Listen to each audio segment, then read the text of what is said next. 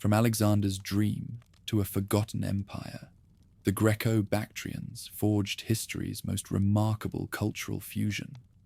When Diodotus declared independence in 250 BC, Greek settlers, thousands of miles from Athens, created a kingdom that dominated Central Asia for a century.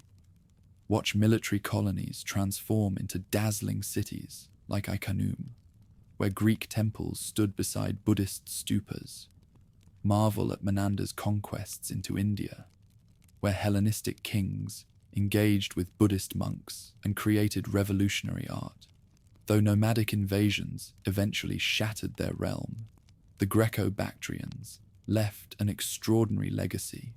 Their fusion of East and West shaped Buddhist iconography from Afghanistan to Japan for centuries to come. When Alexander the Great marched into Central Asia in 329 BC, he stepped into a land both alluring and treacherous. The fertile valleys of Bactria, today straddling northern Afghanistan and parts of Uzbekistan and Tajikistan, shimmered with promise. Yet the same rivers and mountains that made the region rich also shielded a people unwilling to bow easily to foreign conquerors.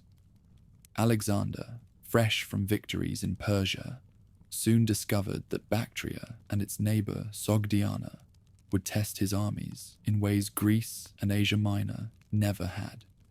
The Oxus River, cutting through golden plains and nourishing fertile farmland, gave life to the region.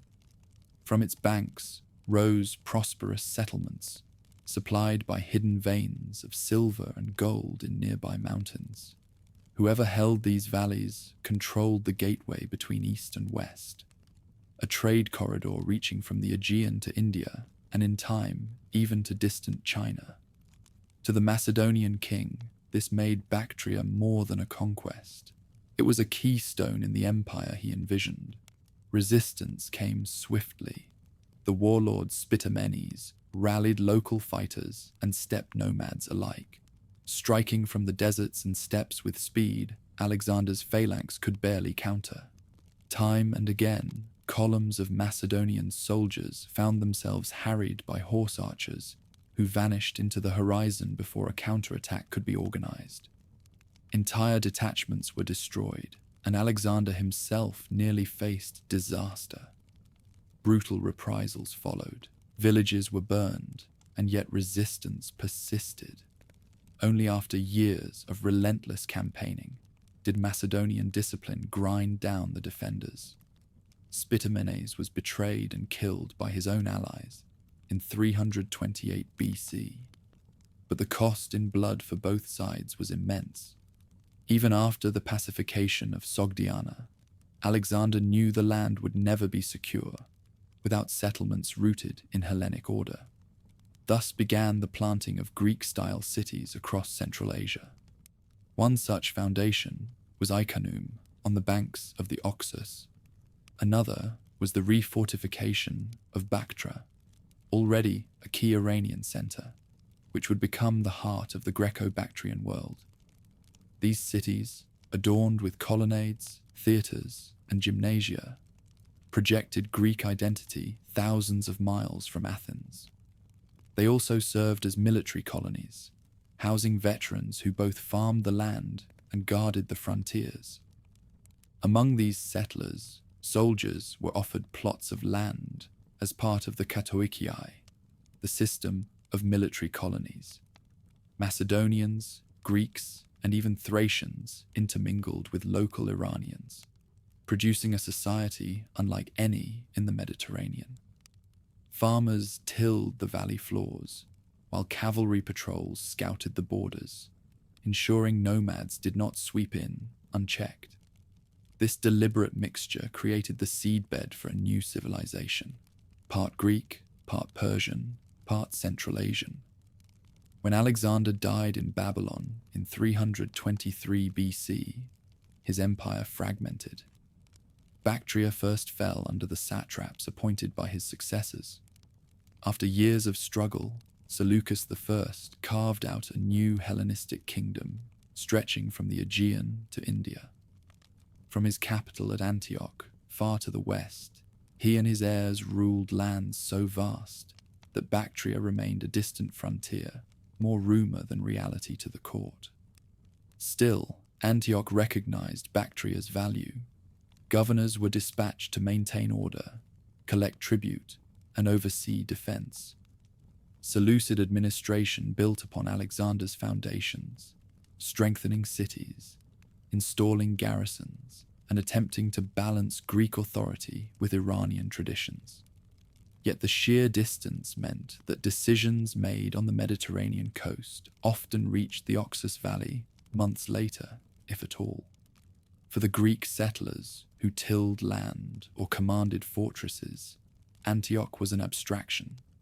Their daily concerns revolved around crops, local trade, and surviving raids. It was in these years that fusion began to take root. Greek temples stood beside Iranian fire altars. Deities of Olympus were honored, yet local cults endured, and sometimes the two blended. A merchant might dedicate a statuette of Athena while also offering it a Zoroastrian flame. On coins minted in these frontier cities, Hellenic portraits sat alongside symbols long revered in Central Asia. This mingling was less a grand design than a lived reality. Men married local women, children grew up speaking both Greek and Iranian tongues, and soldiers adopted nomadic riding techniques. The steppe frontier remained as dangerous as ever. Nomadic groups from beyond the Sirdaria tested the borders, raiding villages and melting back into the plains. Seleucid garrisons often had to adapt, learning the mobility of their opponents. Cavalry units were expanded, tactics adjusted, and alliances forged with friendly tribes to buy breathing room. Still, this constant threat instilled in the settlers a hardened sense of independence. The Oxus Valley could not rely on Antioch alone. It had to defend itself. Meanwhile, the wealth of Bactria only grew. Its location along the trade corridor made it indispensable. Caravans laden with lapis from Badakhshan, spices from India, and fine textiles from further east passed through its markets. Silver flowed out in coinage, ensuring soldiers and merchants alike were paid. For Greek entrepreneurs, this frontier was not exile, but opportunity. By the middle of the 3rd century BC, Bactria had developed its own character. Greek in language and institutions, yet deeply colored by Iranian traditions and Central Asian realities. The settlers farmed, traded, and worshipped, while governors struggled to keep peace between colonists and locals. Antioch could issue decrees, but the daily life of Bactria was shaped more by the Oxus and the steppes than by distant royal commands.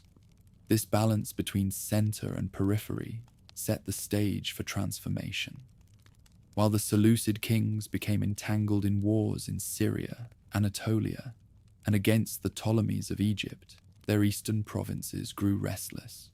The settlers in Bactria, far removed from these struggles, increasingly saw themselves not as distant subjects, but as masters of their own rich land. In their cities, walls stood high, treasuries filled, and markets bustled. The Oxus Valley no longer felt like a remote garrison. It had become the heart of a thriving world. What began as Alexander's frontier conquest was, by 250 BC, an incubator of independence. The Greek and Iranian settlers who lived, fought, and prospered here were no longer just colonists of a Mediterranean empire. They were the precursors of a kingdom that would soon break away, proclaiming itself sovereign and forever altering the story of Hellenism in Asia. When the Seleucid Empire stretched at its widest, from the Aegean to the Hindu Kush, its kings believed they held the loyalty of Bactria. Satraps were appointed, garrisons stationed, taxes collected. Yet the vastness of Seleucid lands made the Oxus frontier both rich and remote. To the merchants of Antioch, Bactria was a source of silver and trade revenues. To the soldiers who lived there, it was a homeland surrounded by mountains and steppes. It was in this crucible that Diodotus, the Seleucid governor of Bactria, began to emerge. His role at first was simple: enforce royal commands, maintain defenses, and forward taxes westward. Yet he presided over one of the most fertile and strategic provinces in the empire. The Oxus Valley not only produced abundant harvests, but also controlled the arteries of commerce. Traders from India passed through its cities, bearing gems, spices, and elephants, while merchants from the west brought wine, olive oil, and fine pottery. This wealth accumulated in Bactra, the provincial capital, giving its satrap more influence than his counterparts elsewhere. Seleucid kings in Antioch had little time to consider the concerns of this eastern province. Rivalries with Egypt, wars with Pergamon, and constant rebellions in Asia Minor consumed their attention. Messages to Bactria took months, and enforcement of policy was left largely to local commanders. Diodotus thus enjoyed a degree of autonomy uncommon for a governor. He collected tribute, commanded armies, and dispensed justice with minimal interference. Over time, settlers and local elites alike looked less to Antioch and more to him for leadership. The middle of the 3rd century BC brought opportunity. Antiochus II, distracted by wars in the Aegean and Anatolia, could not focus on the Oxus frontier. At the same time, Parthian tribes under Arsaces began pressing against Seleucid power to the west. In this atmosphere of distraction, Diodotus sensed his moment. Around 255 BC, he declared independence, striking coins in his own name and assuming the title of king. The proclamation of the Greco-Bactrian kingdom marked the first open break of a Seleucid satrapy from the central monarchy. For settlers in Bactria, the shift was less rebellion than recognition of reality. Their loyalty was to their land, their city walls, and the armies that defended them. With Antioch distant and distracted, Diodotus offered stability. The imagery on his coinage signaled legitimacy. Apollo seated with bow and laurel, a reminder of divine sanction. By minting silver from local mines under his own authority, he ensured soldiers' wages and won the loyalty of merchants who needed trustworthy currency. The experiment was fragile. Independence required not only courage, but also diplomacy. Parthia, under Arsaces I, was also rebelling against Seleucid power. Rather than fight, Diodotus sought an understanding. A treaty was concluded, binding Bactria and Parthia in a strategic alliance. Both realms recognized the futility of resisting Seleucids alone. United, they hoped to endure. This pact stabilized Bactria's western frontier, freeing resources for defense against northern nomads. When Diodotus died, power passed to his son, Diodotus II. The transition was smooth enough to suggest careful preparation. Yet the younger ruler inherited a kingdom still precarious. The Seleucids had not yet abandoned claims to Bactria, and local loyalties remained divided. Some Greek settlers clung to old ties with Antioch, while Iranian nobility weighed whether the new monarchy would respect their privileges. Diodotus II, therefore, had to balance competing factions while holding together a realm of soldiers, farmers, and traders. The alliance with Parthia proved both shield and sword.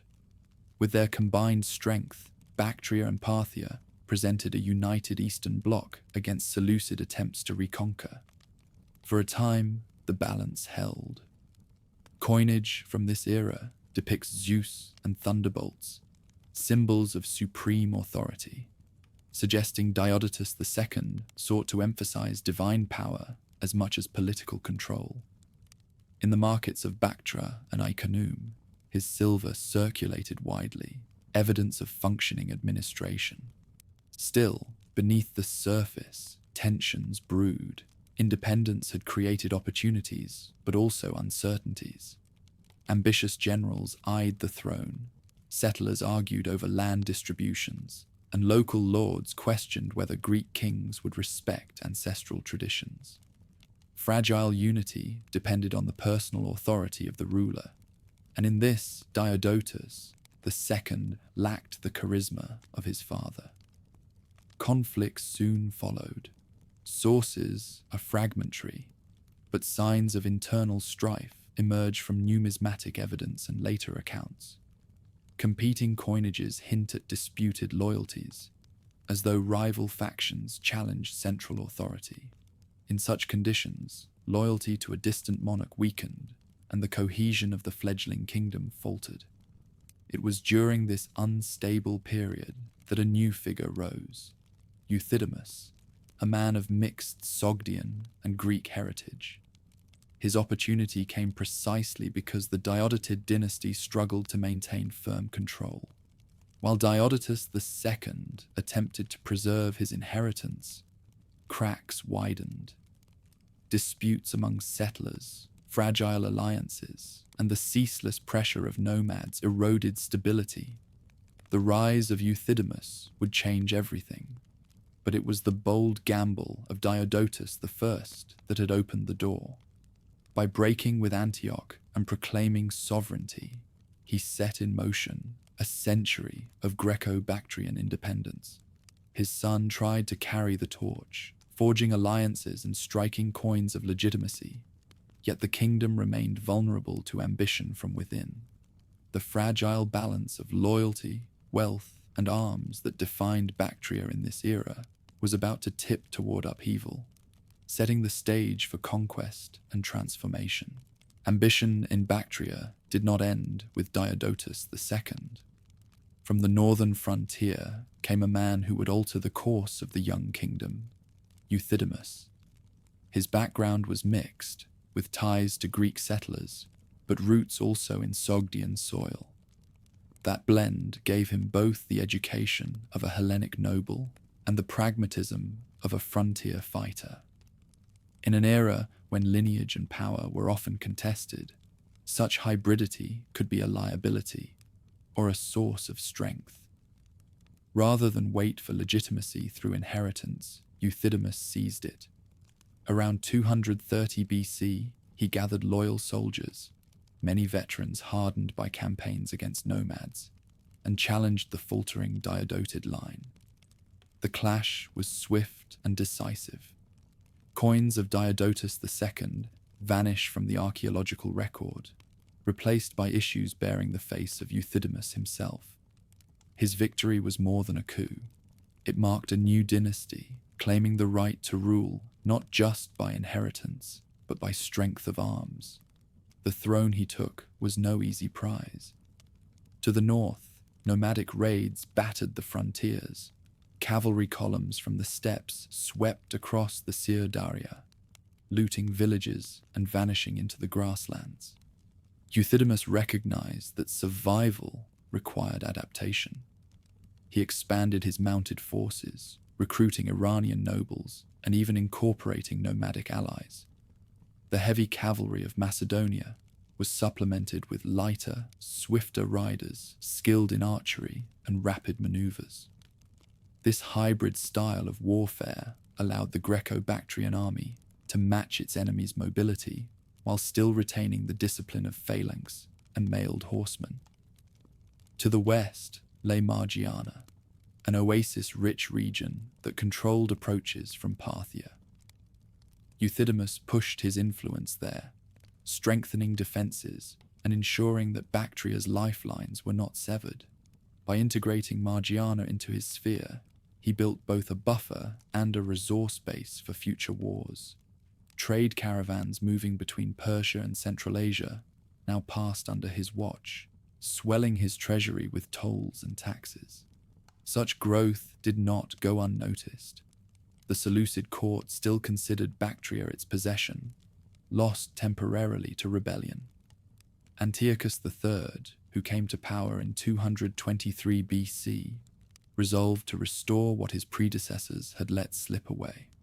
By 209 BC, he turned his attention east, leading a massive expedition across Persia toward the Oxus frontier. His campaign was methodical. Cities were retaken, rebellious satraps subdued, until his army stood before Bactria itself. Inside the walls, Euthydemus prepared for the trial of his reign. The city's defenses had been rebuilt in stone and brick, its gates reinforced, its granaries filled.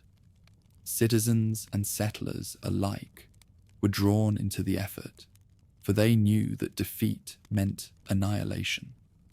The siege that followed stretched on for nearly 2 years, a testament to the city's strength and the determination of its defenders.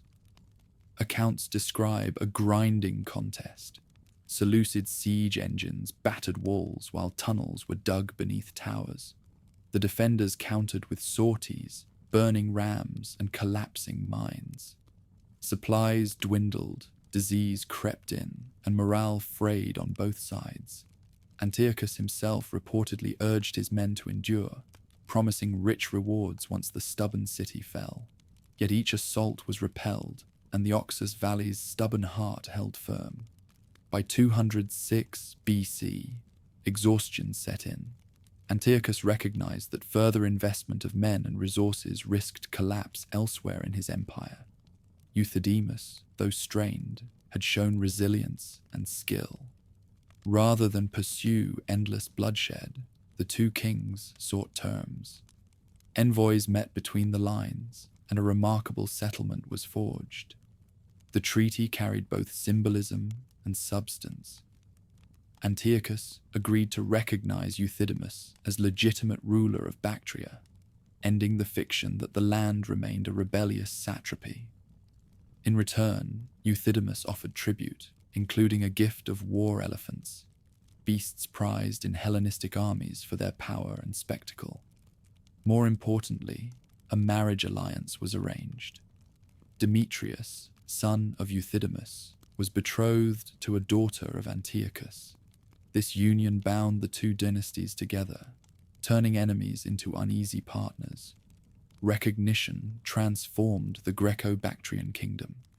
No longer an outlaw regime, it now stood as a sovereign state acknowledged by the most powerful monarch of the age.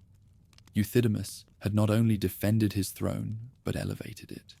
His coins began to emphasize legitimacy, portraying him with diadem and titles befitting a king.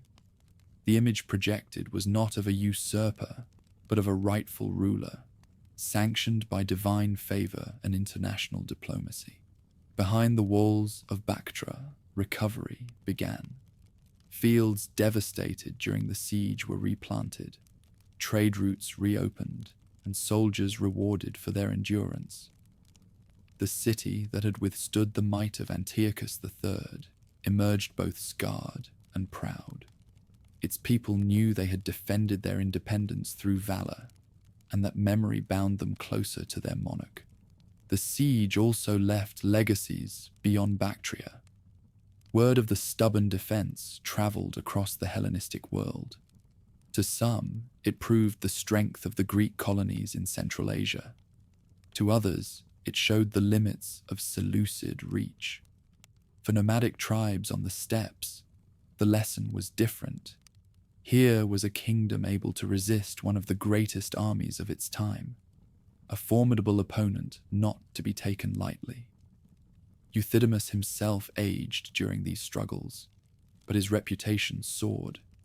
He had risen from provincial obscurity to sit upon a throne recognized by kings. He had blended Greek and Iranian military traditions into a fighting force capable of survival. He had defended his capital through years of siege and emerged with treaties instead of ruins. These accomplishments secured his dynasty and prepared the way for his son Demetrius to inherit not a fragile usurpation, but a kingdom strong, wealthy, and acknowledged. Thus, the age of Euthydemus marked a turning point. Where Diodotus had gambled for independence, Euthydemus secured it. Where his predecessors balanced between loyalty and rebellion, he forced the world to accept Greco-Bactrian sovereignty. His reign demonstrated that the Oxus Valley was not merely a frontier, but the heart of a durable power. What followed would be the flowering of this realm under Demetrius, who would carry its banners into India. Yet that chapter begins only because Euthydemus dared to grasp the throne and held it through fire and steel. When the long siege of Bactria finally ended in compromise rather than ruin, Euthydemus I emerged not only as survivor, but as a monarch transformed. What had begun as a desperate usurpation against the house of Diodotus ended with international recognition from Antiochus III, ruler of the Seleucid Empire. The agreement confirmed what the battered walls of Bactria had already proved. The Greco-Bactrian kingdom was no passing rebellion, but a power to be reckoned with. From the first months of peace, Euthydemus understood that survival required more than armies. A king had to craft symbols, weave loyalty, and ensure prosperity. Coinage became his canvas. Silver pieces struck in the Oxus Valley showed his portrait crowned with the diadem, a mark of legitimate sovereignty across the Hellenistic world. On the reverse appeared Greek gods, Zeus hurling thunderbolts, Heracles leaning on his club, reminders that his authority stood under divine sanction. Every trader who counted these coins, every soldier paid in them, absorbed the message. Euthydemus was no pretender, but a rightful king. He went further. His son, Demetrius, appeared alongside him in certain issues, the young prince's profile sharing space with his father's. This was more than family pride. It was dynastic strategy. By presenting an heir during his own lifetime, Euthydemus reassured generals, administrators, and settlers that continuity was assured. The trauma of civil strife, still remembered from the fall of the Diodotids, would not be repeated if he could prevent it. While coins carried images, daily life carried reassurance. The Oxus Valley, ravaged by years of campaigning, once again flourished. Caravans returned to their roots, bringing ivory and cotton from India, lapis lazuli from the mountains, and silk from mysterious eastern lands. In exchange, Bactrian silver and Greek pottery flowed outward. Markets bustled in Ai-Khanoum, where Greek columned halls shaded merchants, and in Bactria, where Iranian nobles mingled with Macedonian settlers. Prosperity softened memories of war, making loyalty to the new dynasty easier to accept. Religious life illustrated the kingdom's character. Greek temples rose with statues of Apollo and Athena, their lines modelled on structures far to the west. Yet only streets away, Zoroastrian fire altars burned brightly, tended by priests chanting in Iranian tongues. Instead of crushing rivals, Euthydemus tolerated this diversity. Worshippers might dedicate offerings to Zeus in the morning and still honor the sacred flame at dusk. This balance not only prevented unrest, but created a society where dual traditions could thrive together. Artisans captured the blending in their work. Pottery, painted with Greek motifs, incorporated steppe animal designs. Jewelry set with local stones followed Hellenistic fashions, yet carried patterns rooted in Iranian tradition. City plans reflected the same mixture. Theatres and gymnasia stood beside palaces, adorned with Achaemenid-style reliefs. The Greco-Bactrian world was becoming a civilization in its own right, not a transplanted colony. In the countryside, soldiers who had once manned the walls turned again to their fields. The Katoikiai system of military colonies matured into villages where farming and defense went hand in hand. Irrigation systems, maintained since Achaemenid times, brought life to orchards and vineyards. Veterans cultivated land granted for service, their families settled, and their children grew up bilingual, speaking Greek in schools and Iranian dialects in the fields. These men fought with vigor because their homes stood on the very soil they defended. Euthydemus balanced firmness with diplomacy. Relations with the Seleucid court remained cordial, bound by the marriage alliance that tied his son to Antiochus's daughter. Tribute was sent westward, elephants most famously, but it was largely symbolic. In truth, Antioch gained prestige from calling Bactria an ally, while Bactria gained freedom to govern itself without interference. This arrangement suited both sides and spared the frontier further devastation. To the north, vigilance remained constant. Nomadic raids could never be eliminated, but the kingdom adapted. Cavalry forces, once modelled purely on Macedonian traditions, now included swift horse archers drawn from Iranian and steppe allies. Patrols rode far into the plains, intercepting raiders before they reached settled lands. Alliances were struck with certain tribes, trading horses and grazing rights for peace. The frontier, once a bleeding wound, became a line of resilience. As his reign lengthened, Euthydemus turned from warrior to builder. His court at Bactria drew envoys from neighbouring realms, merchants eager to profit, and philosophers seeking patronage. Stories tell of debates held in the colonnades of Ai-Khanoum, where Greek thinkers engaged with local sages.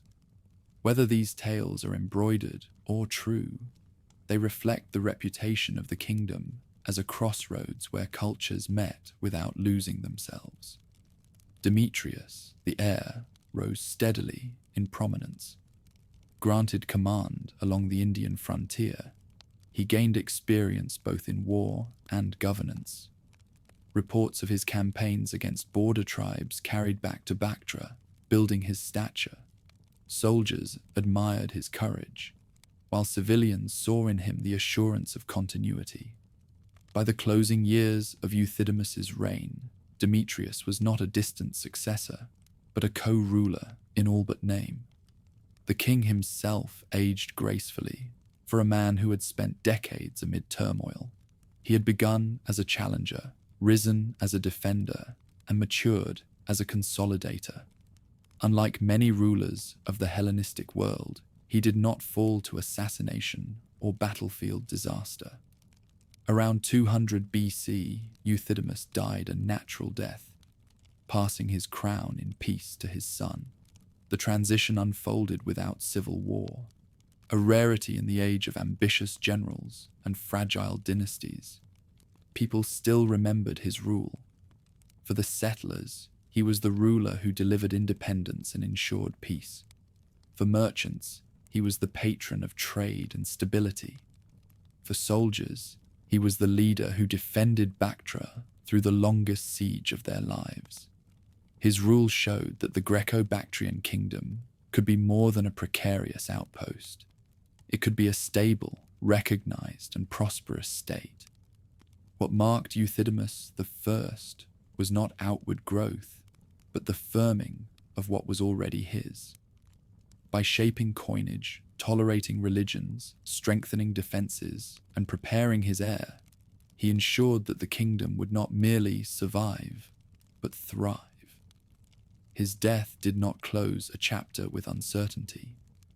Instead, it opened a new one under Demetrius, who would carry the banners of Bactria into India. The secure foundations laid by his father made such ambitions possible.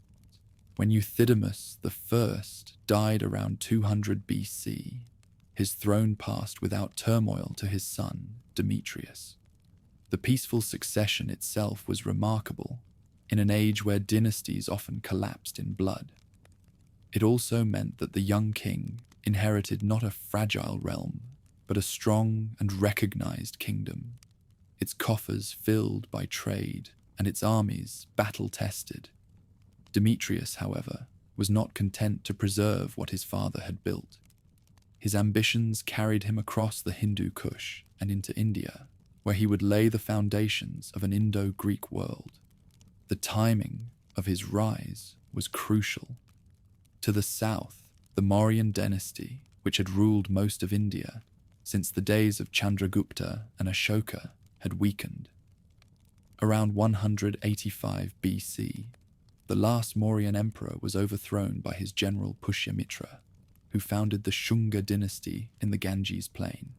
This upheaval fractured the great Indian empire, leaving borderlands like Gandhara and Punjab vulnerable. For Demetrius, opportunity lay in the fertile river valleys and rich cities now exposed to conquest. From his base in Bactria, he marshaled armies that combined the traditions of Greece, Persia, and the steppe. Infantry phalanxes provided discipline, while cavalry, both heavy and light, gave mobility. War elephants, once enemies on Indian battlefields, were now allies. Acquired through trade and tribute from the south, these mighty beasts, armored and towering, could scatter opponents unused to their presence. When his forces began their march through the passes of the Hindu Kush, they embodied the synthesis of centuries of military traditions. The invasion into Gandhara unfolded with momentum. Cities like Taxila, already steeped in a mix of Indian and Hellenic culture from earlier contacts, opened their gates. Local rulers saw in Demetrius not merely a conqueror, but a king whose soldiers brought stability in a time of Indian fragmentation. Temples and palaces surrendered without catastrophic resistance, and Greek administration settled in swiftly. Coins bearing Demetrius's image were issued in conquered cities, ensuring continuity of trade and reinforcing authority. Further advances carried his banners into Punjab. Pushkalavati fell under his sway, and the fertile plains between the Indus and the Ravi rivers became new provinces of his expanding kingdom. The campaigns demanded more than force. Rivers had to be bridged or forded, supply lines stretched across difficult terrain, and alliances negotiated with local chieftains. Yet Demetrius's commanders proved adaptable. They fortified strong points along the rivers, established garrisons in major towns, and integrated Indian soldiers into their ranks. The symbolism of Demetrius's conquest was profound. He did not present himself as an oppressor, but as a legitimate ruler of both Greeks and Indians. His coinage in India shows elephants alongside Greek gods, a deliberate appeal to dual audiences. One series portrays him wearing an elephant scalp headdress, echoing Alexander's imagery from his Indian campaign a century earlier. Such iconography proclaimed him as heir not only to his father, but to the conqueror of Macedon himself. In the streets of Taxila, this new fusion became visible. Greek administrators organized markets, but Buddhist monks continued their practices in monasteries. Greek theaters operated, while Indian guilds managed trade. Over time, artisans began producing works that blended traditions, sculptures of Greek form depicting Indian subjects, or Buddhist stupas adorned with Hellenistic motifs.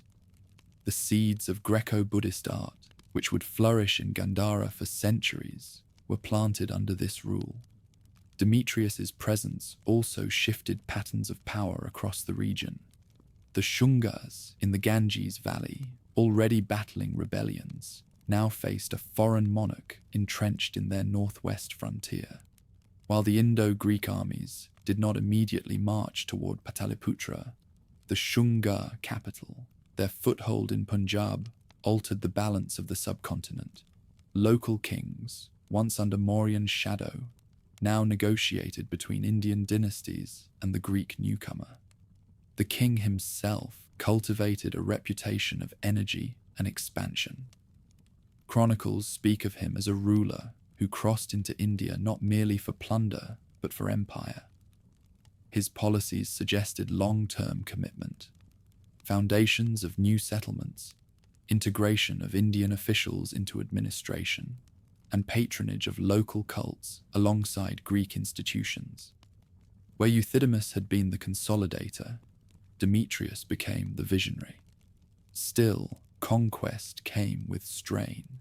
The Oxus Valley could feed armies, but campaigns in India demanded constant reinforcement. Garrisons had to be maintained far from Bactria, stretching supply lines across mountains and deserts.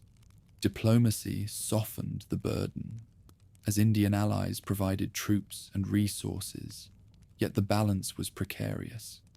Expansion always risked overextension, a challenge every conqueror from Alexander onward had faced in Asia. Despite difficulties, the Indo-Greek realm took shape. Gandhara and Punjab became integrated into the wider Greco-Bactrian kingdom, linked by trade routes and military roads. Caravans now moved not only east-west, but north-south, carrying goods between the Oxus and the Indus. Bilingual inscriptions and coins reflected the practical reality. Administration had to speak both Greek and local tongues. For the first time, a Hellenistic kingdom ruled large parts of India, not as occupiers, but as enduring sovereigns. The cultural resonance outlasted the campaigns themselves. In Buddhist texts, Demetrius was remembered as a ruler, sympathetic to the faith, though exact details are scarce. Archaeological remains suggest coexistence between monasteries and Greek garrisons. The artistic synthesis that later generations celebrated in Gandhara, the serene Buddhas draped like Greek philosophers, the ornate reliefs echoing classical styles, owed its first impulse to the environment he created. By the late 180 BC, Demetrius stood at the peak of his power. From Bactria, across the Hindu Kush into Punjab, his dominion stretched wider than any Greco-Bactrian king before him. He had turned his father's stable kingdom into a dual realm, straddling Central Asia and India. Yet the very ambition that drove his success also laid seeds of future challenges. Vast territories required loyal governors. Ambitious generals sought their own glory, and distant provinces bred rivalries. For the moment, however, his star blazed brightly, and the Indo-Greek experiment was underway. Thus, the reign of Demetrius I marked a new chapter in Hellenistic history. Where his father secured independence, he projected it outward. Where Alexander had briefly reached into India, Demetrius built a lasting presence. His elephant-crowned coins, his foundations in Gandhara, and the hybrid culture that followed all testified that Greek power was no longer confined to the Oxus Valley. It had crossed into the plains of India, carrying with it both the heritage of Greece and the adaptability of a frontier kingdom. The death of Euthydemus I and the triumphs of his son Demetrius had brought the Greco-Bactrian kingdom to a peak of prosperity and ambition. Yet the very breadth of Demetrius's conquests opened space for others to rise. Among those who emerged was Antimachus, a figure whose origins remain debated, but whose impact would shape the kingdom's trajectory in the mid-2nd century BC. Antimachus styled himself with the epithet Theos, the god. In an age when Hellenistic kings often reached for divine associations, this claim was bold even by contemporary standards. His coinage presented him not merely as a mortal ruler, but as one touched by divinity.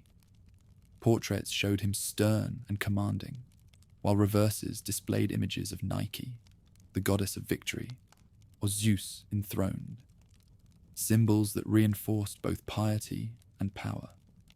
By circulating such imagery, he attempted to elevate his reign above the struggles of ordinary succession. His authority took shape while Demetrius's armies were still campaigning in India. As the young conqueror pushed deeper into Punjab, administration in the Oxus Valley and surrounding regions needed strong hands. Antimachus stepped into this vacuum. Whether he was a relative of Euthydemus or a trusted general promoted by necessity, Sources are unclear. What is certain is that he exercised control over western Bactria and sought to extend his sway over neighboring provinces. The challenge he faced was immense.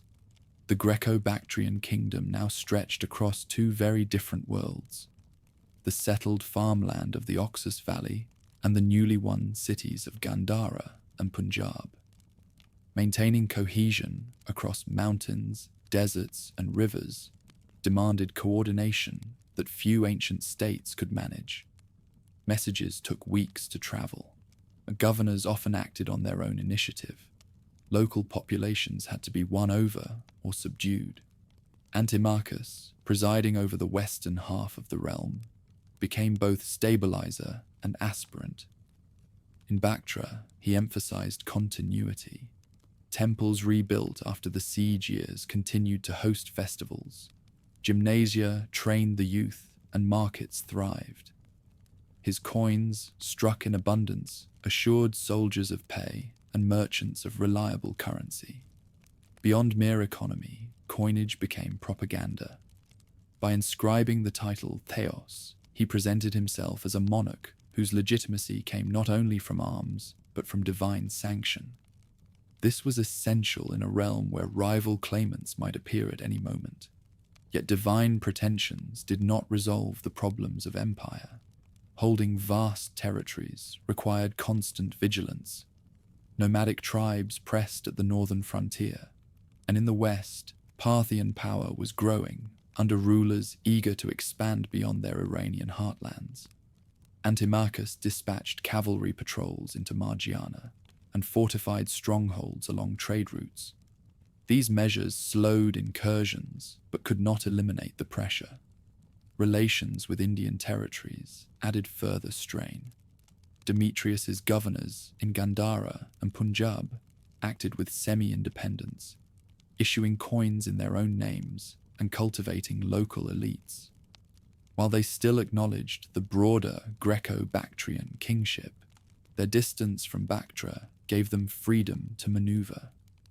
Antimachus thus ruled a kingdom that looked unified on maps, but functioned as a patchwork of semi-autonomous regions. Still, his reign was not without achievement. Trade continued to enrich the realm. Caravans moved between Mesopotamia and India, their routes secured by Greek garrisons and fortified oases. Greek silver coins circulated widely, evidence of economic integration. Artistic life thrived as well.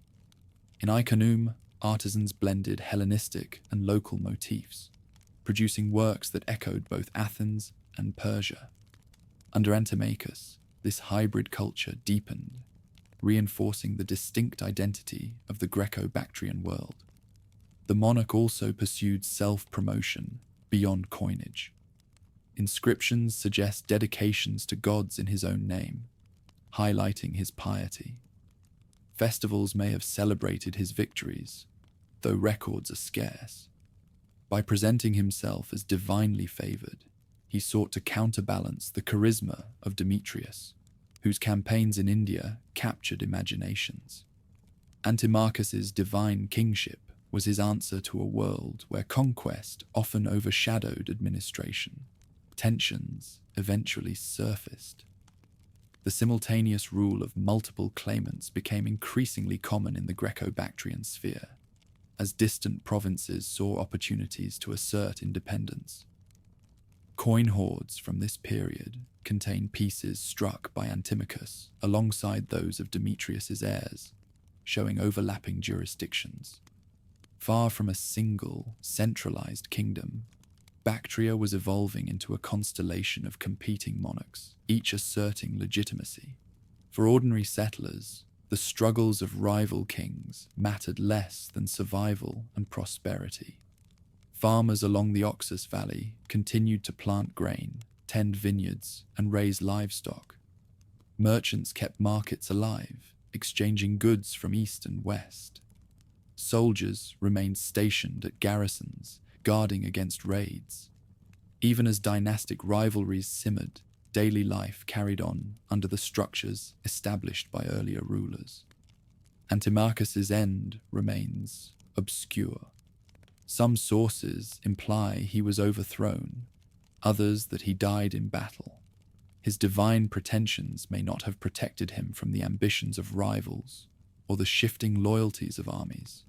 What is clear is that his reign bridged the era of Euthydemus consolidation with the coming storm of fragmentation. His self-deification, once a daring claim, became a precedent for later rulers who also sought legitimacy through divine imagery. In retrospect, Antimachus's rule reflects the paradox of the Greco-Bactrian kingdom. Its wealth and culture made it dazzling, yet its geography and politics made it fragile. Holding together Bactria and India under one crown required constant negotiation, force, and luck. Antimachus kept the structure intact for a time, reinforcing the realm's institutions while also pursuing personal glory. But the seeds of division were already sown, and his successors would face the consequences. This era of Antimachus I was not defined by dramatic conquest or devastating defeat. Instead, it was marked by the challenge of sustaining a kingdom stretched across mountains and rivers, vulnerable to both external enemies and internal rivalries. His coinage proclaimed divinity, but his reign testified to the human difficulties of empire. In his time, the Greco-Bactrian experiment stood tall, yet cracks began to appear that no divine epithet could conceal. The conquests of Demetrius I had opened the gates of India to the Greeks, but ruling the newly acquired lands required more than victories in the field. Gandhara and Punjab were regions with long traditions, powerful local elites, and religious landscapes that stretched back centuries.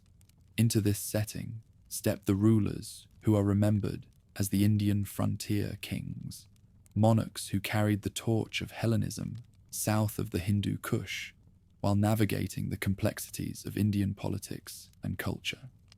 Diodotus I emerged as one of the most important of these rulers. His authority was centered on Taxila, the famed city of learning and trade.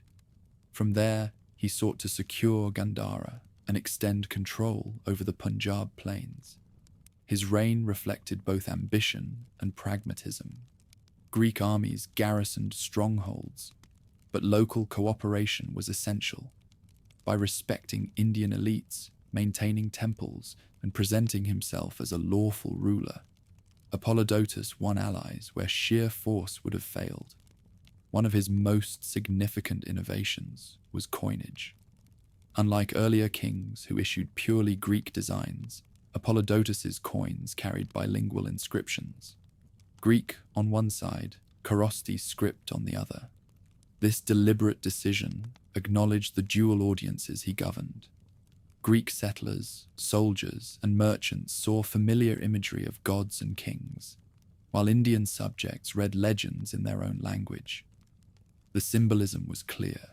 The Indo-Greek realm belonged to both traditions. Pantaleon, another king of this frontier era, expanded on the experiment. His coinage included not only bilingual texts, but also imagery that appealed directly to Indian sensibilities. Bulls, elephants, and local deities appeared beside Hellenistic motifs. Such choices were not trivial artistry. They were calculated gestures of legitimacy.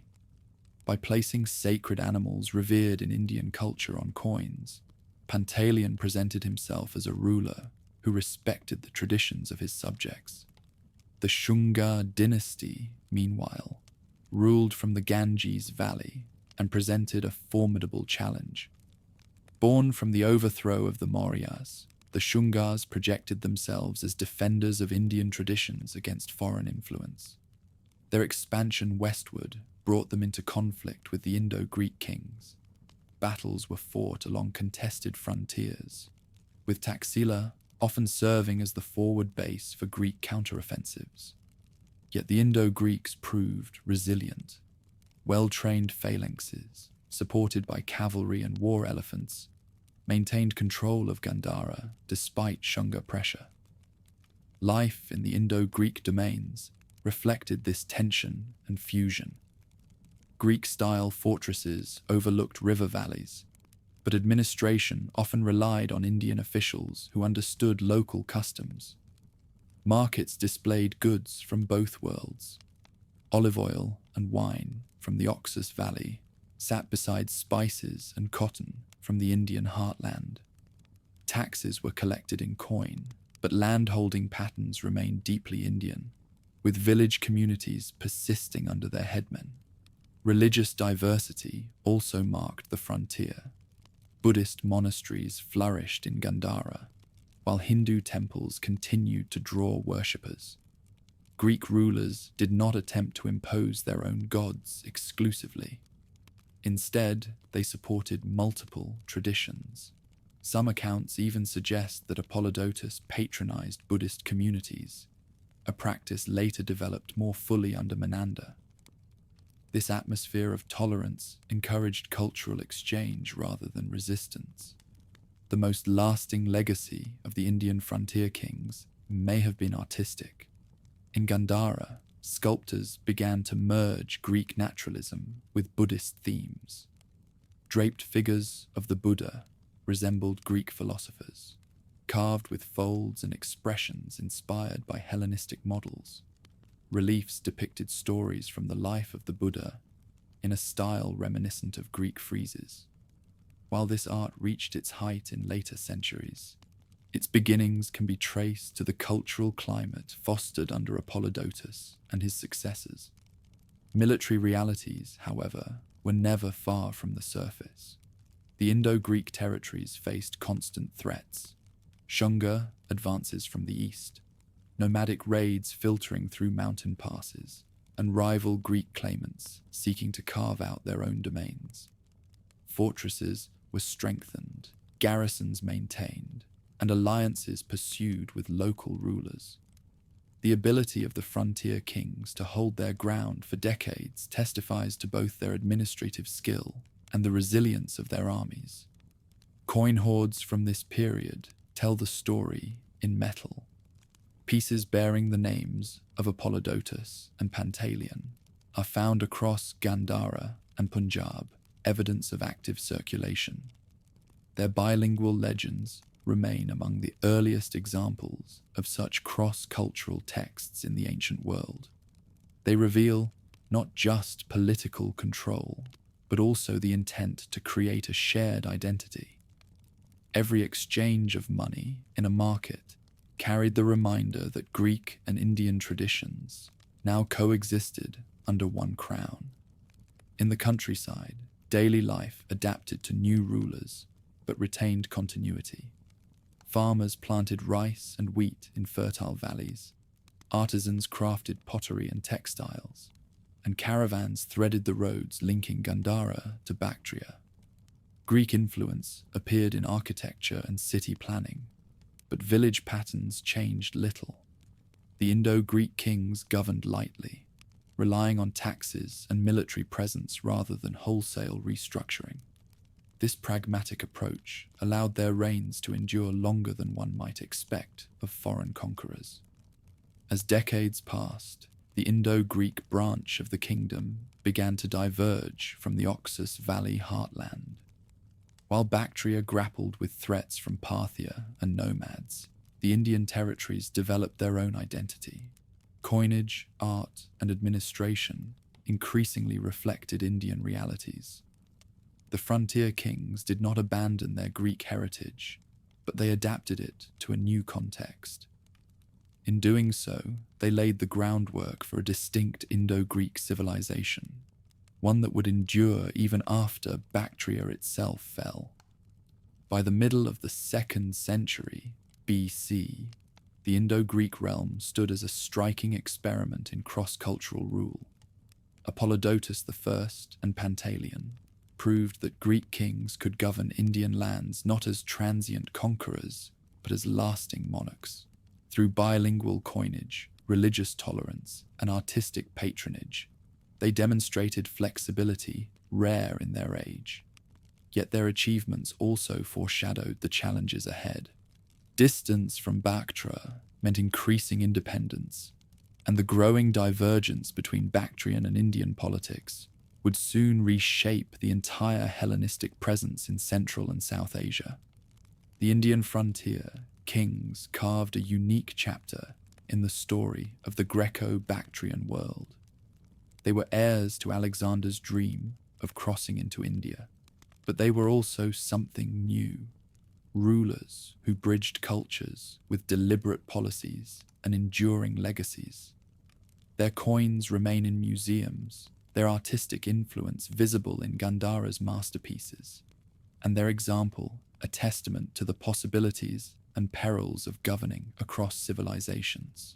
The middle of the 2nd century BC brought a figure whose ambition and brutality reshaped the Greco-Bactrian world: Eucratides. His origins are obscure, debated by scholars, ancient and modern.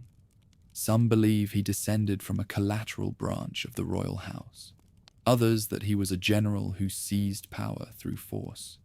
Whatever his background, he rose amid the growing fracture of the kingdom, proclaiming himself ruler and eventually taking the epithet the Great. His ascent was violent. The heirs of Demetrius still held sway in parts of India, striking coins and commanding troops.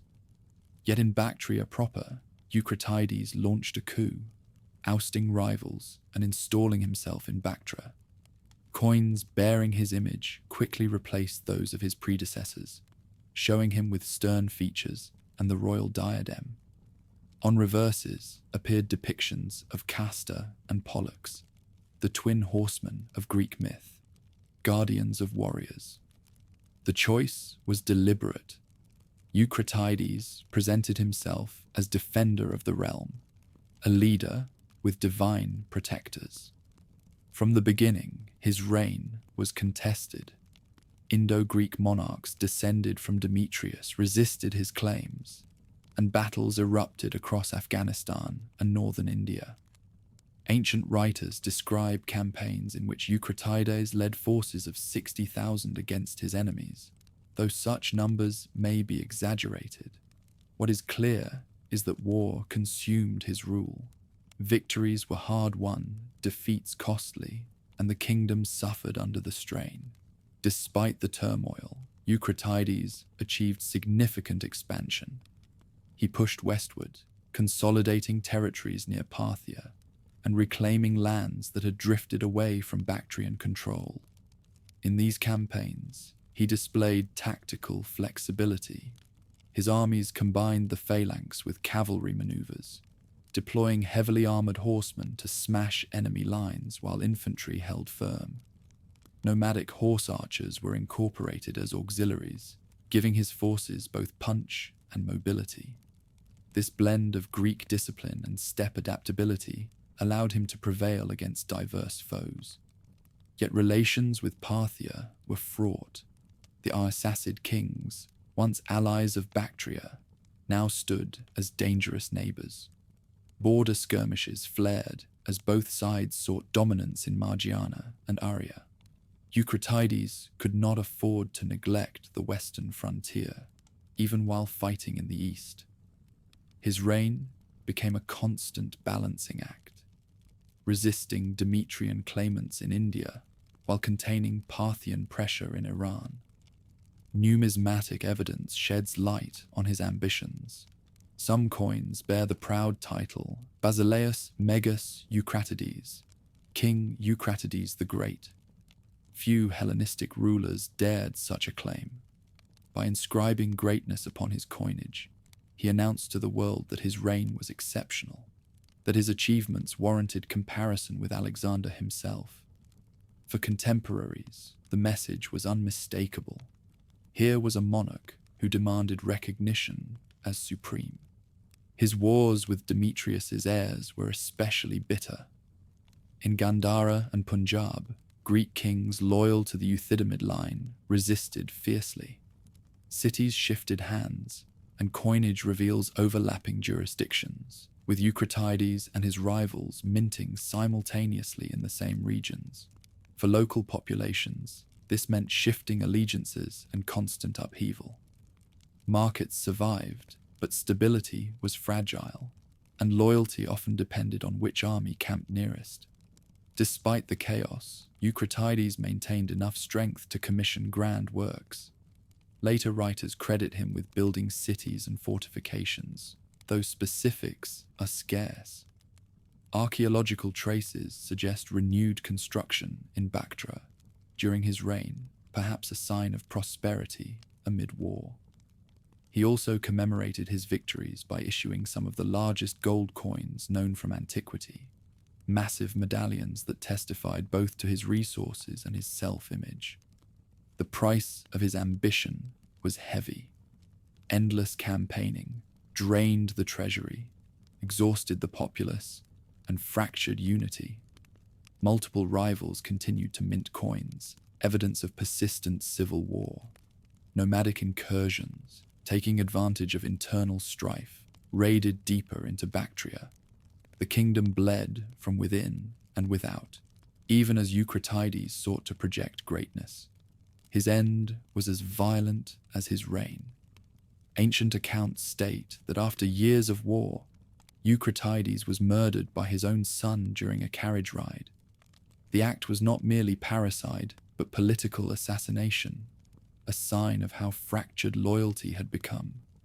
The son, unnamed in surviving sources, reportedly drove his father's bloodied corpse through the streets, a grim spectacle of ambition devouring itself. With that act, the man who had called himself the Great met a wretched fate, undone by the very family he had sought to glorify. Yet his legacy endured. The scale of his coinage, the boldness of his claims, and the ferocity of his wars left deep marks on the Greco-Bactrian world. To some, he was a tyrant whose ambition tore the kingdom apart. To others, a hero who defended Hellenism in Central Asia against overwhelming odds. Either way, his reign illustrated the paradox of the Greco-Bactrian experiment, dazzling in achievement, fragile in structure. When Eucratides fell, the realm did not collapse immediately, but the seeds of disunity were fully sown. Rivals continued to contest power. Cities suffered from endless shifts of allegiance, and enemies pressed from every side.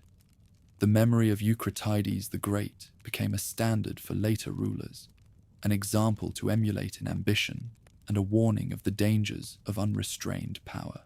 The death of Eucratides the Great did not restore unity to the Greco-Bactrian kingdom. Instead, his violent end shattered whatever cohesion remained. The man who had claimed the title of the Great left behind no stable dynasty, only bitter heirs and rival generals. The result was a spiral of fragmentation, a parade of short-lived kings whose reigns overlapped, collided, and collapsed. Coin hoards from this era tell the story better than written chronicles. In the same caches appear issues of Plato, Heliocles, Antimachus, and others, struck in different mints but circulating side by side. Such evidence reveals a kingdom where multiple monarchs ruled simultaneously, each asserting legitimacy in their chosen territories. Where once a single portrait of authority dominated silver and bronze, now a jumble of faces reflected a fractured realm. Plato, remembered as one of Eucratides' successors, may have reigned briefly in Bactria. His coinage shows familiar Hellenistic motifs, but its scarcity suggests a limited domain. Heliocles, perhaps another descendant or rival general, appears on coins in both Bactria and India. Antimachus, possibly a relative of the earlier ruler of the same name, minted in contested areas as well. Each claimant sought recognition through silver, yet their authority rarely extended beyond the reach of their garrisons. Civil wars drained the kingdom's strength. Armies that had once defended the Oxus Valley against Seleucid kings and nomadic raiders now fought one another. Battles erupted near cities. Farmland was trampled, and villagers bore the cost of shifting allegiances. Soldiers, unpaid for months, often looted the countryside or defected to rivals. Markets shrank, caravans rerouted, and the once vibrant arteries of trade through Bactria withered under the weight of instability. Meanwhile, the external pressures that had plagued earlier rulers did not pause. Parthia pressed from the west, seeking to extend its control into Margiana and Aria. Nomadic groups from the steppes continued to probe the northern frontier. In more stable times, the Greco-Bactrian army had proven capable of holding them at bay. Now, with resources consumed by internal struggles, fortresses fell into neglect and patrols grew irregular. Raiding bands penetrated deeper, seizing livestock and captives. For ordinary people, survival meant adaptation. Farmers continued to plant fields, though harvests were often seized by whichever army arrived first. Merchants hoarded coins of multiple kings, unsure whose face would hold value tomorrow. Religious life endured, with temples and monasteries offering continuity amid chaos. Yet confidence in royal authority eroded. Where once kings were seen as protectors, now they appeared as predators, fighting over thrones while leaving the land exposed. The collapse of central command was particularly damaging to the army. Without a unified treasury, soldiers pledged allegiance to whoever could pay. Generals carved out personal followings, creating private war bands rather than national forces.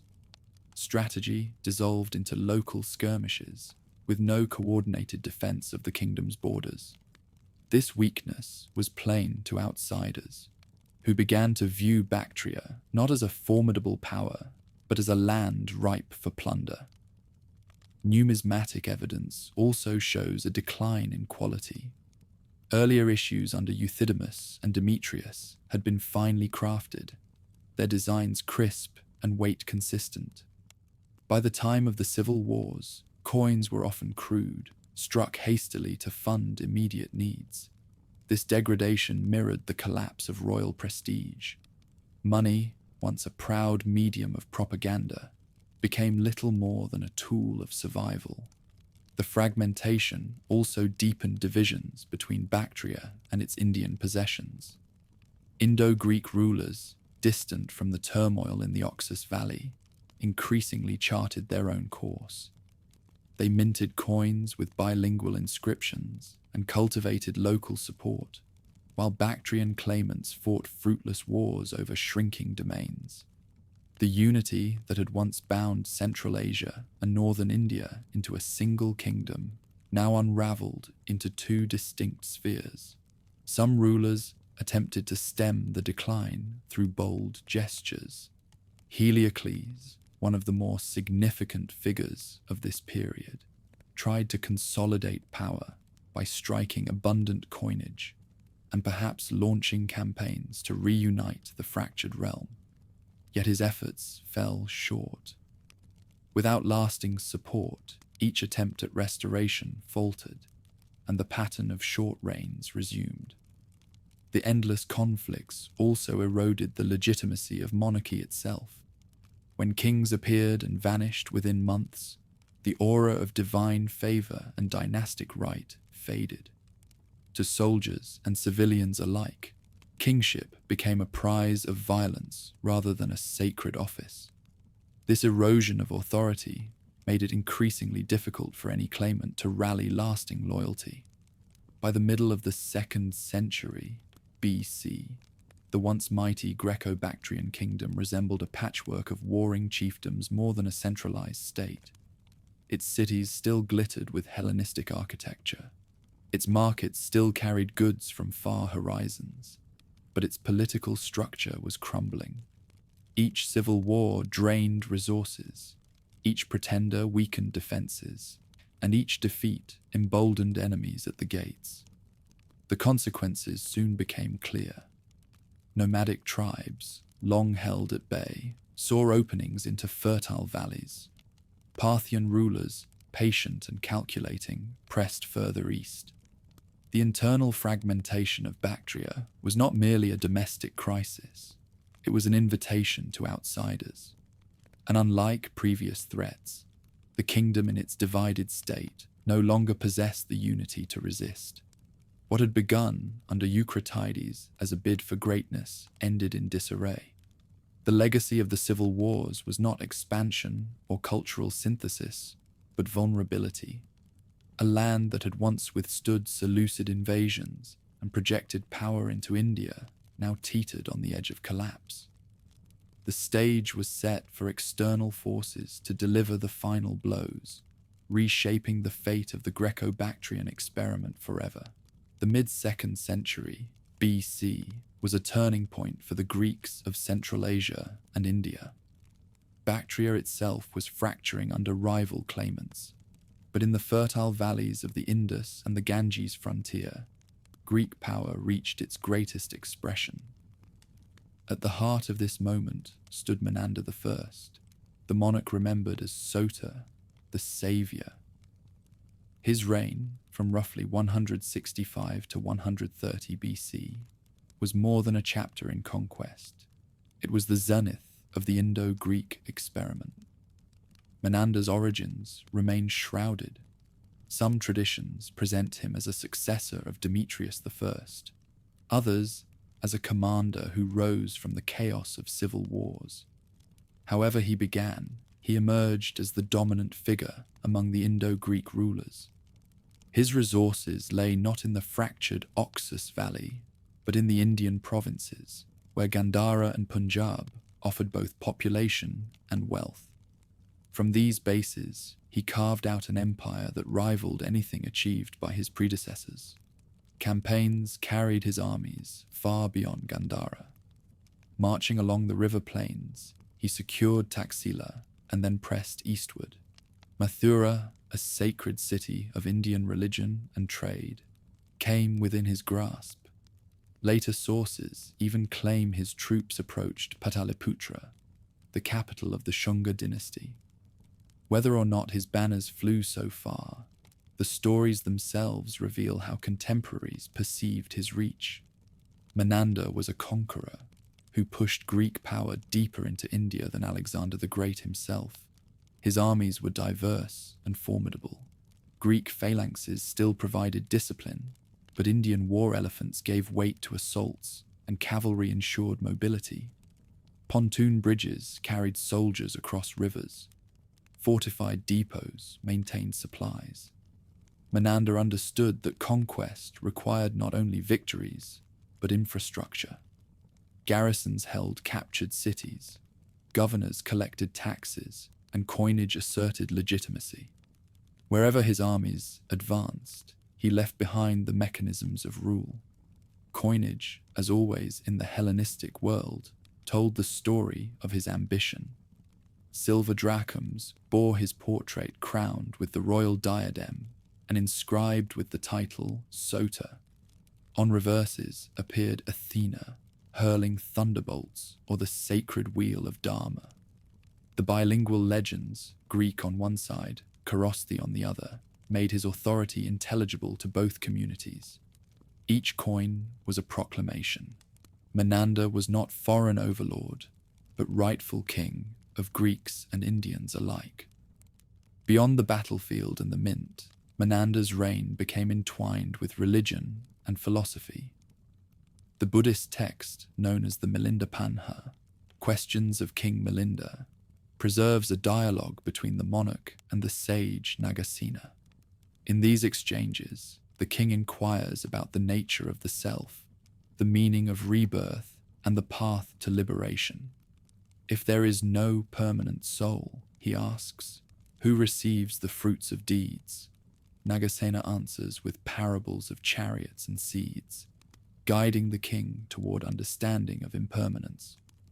Whether the dialogues record actual conversations or are literary creations, they capture how Buddhists remembered Menander, not as enemy, but as thoughtful patron. Later traditions even suggest he embraced Buddhism in his final years. Some sources claim his remains were divided among stupas, just as the Buddhas had been centuries earlier. Archaeological hints, such as coins showing Buddhist symbols and inscriptions linked to Greek donors at monasteries, lend weight to the idea that Menander was more than tolerant. He may have been a devotee. For a Hellenistic king, such transformation was extraordinary. Artistic life reflected this syncretism. In Gandhara, sculptors trained in Hellenistic techniques began depicting Buddhist themes. The serene face of the Buddha appeared with the naturalism of Greek statuary, robes falling in folds like those of philosophers in Athens. Reliefs told stories of the Buddha's life in friezes reminiscent of Greek temples. Columns carried Corinthian capitals yet framed Indian religious scenes. Under Menander, this Greco-Buddhist art took recognizable form, laying the foundation for a tradition that would spread across Asia. Cities under his rule became cultural crossroads. In Taxila, Greek colonnades lined the streets, but Buddhist monasteries thrived nearby. Markets echoed with many tongues: Greek, Prakrit, Aramaic, Iranian dialects. Merchants traded olive oil and wine alongside spices, ivory, and cotton. Greek soldiers drilled in phalanx formation beside Indian allies who rode elephants or commanded archers. The Indo-Greek kingdom was not a transplanted polis, but a fusion of worlds, vibrant and complex. Economy and trade flourished. Control of Punjab gave Menander access to the overland routes that carried Indian goods to Central Asia and beyond. Caravans laden with gemstones, textiles, and spices traveled northward, while silver coinage and Mediterranean imports moved south. Tax revenues from these exchanges filled royal coffers, funding fortifications, armies, and patronage of religious institutions. His prosperity was visible in the sheer volume of his coinage, found today across vast regions of India and Pakistan. Relations with the Shungas remained tense. The dynasty, claiming to defend Indian traditions against foreign rule, resisted Greek advances in the Ganges plain. Battles erupted along the frontier, with Menander pressing east and Shunga forces countering west. Though the Shungas maintained their capital, they could not dislodge the Indo-Greeks from Punjab and Gandhara. For decades, Menander's realm stood as a rival power in northern India, balancing against the Shunga monarchy. Diplomacy supplemented warfare. Local rulers, especially in the borderlands, often found it more profitable to align with Menander than to resist him. By confirming their privileges and including them in administration, he secured allies who helped stabilize conquered lands. In this way, his empire endured not only through military might, but through negotiated loyalty. Menander's death around 130 BC brought a sudden end to the stability his charisma provided. Accounts vary. Some claim he died in battle, others that illness carried him away. What followed was predictable in the Hellenistic world: succession disputes. Rival claimants emerged, perhaps his widow Agathoclea acting as regent, perhaps generals staking their claims. Coinage again reveals the confusion. Multiple rulers minted simultaneously, echoing the chaos that had undone Bactria. For the Indo-Greek realm, the loss of Menander's guiding hand meant fragmentation. Yet unlike in Bactria, where nomadic invasions soon ended Greek rule, the Indian kingdoms persisted for generations. The memory of Menander remained strong, sustaining legitimacy for later kings who claimed descent or connection. Even as territories shrank under pressure from Indo-Scythians and others, his reign provided a model of what Indo-Greek power could achieve. Menander's legacy reached far beyond politics. In Buddhist tradition, he became one of the few foreign kings remembered with reverence. His dialogues in the Milindapanha are still studied as philosophical texts, bridging Hellenistic inquiry with Indian thought. In art, his patronage encouraged the birth of a style that would influence Buddhist imagery across continents. In coinage, his prolific issues demonstrated the wealth and reach of his rule. Looking back, Menander stands as the pinnacle of the Indo-Greek experiment. He was conqueror and philosopher, patron and pragmatist. He expanded frontiers while building bridges between cultures, leaving behind more than shifting borders.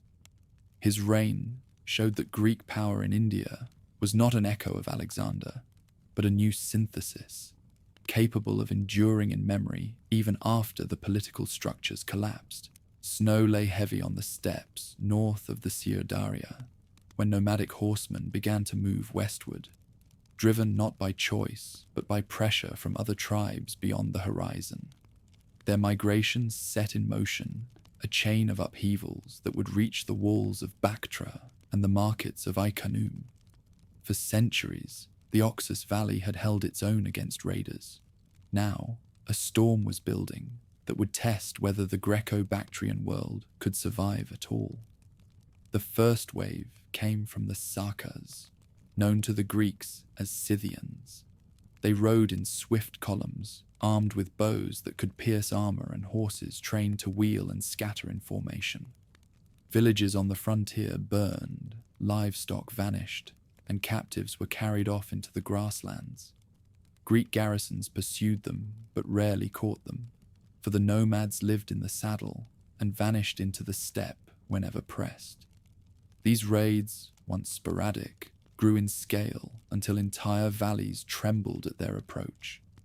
Behind the Sakas loomed a greater force, the Yuezhi.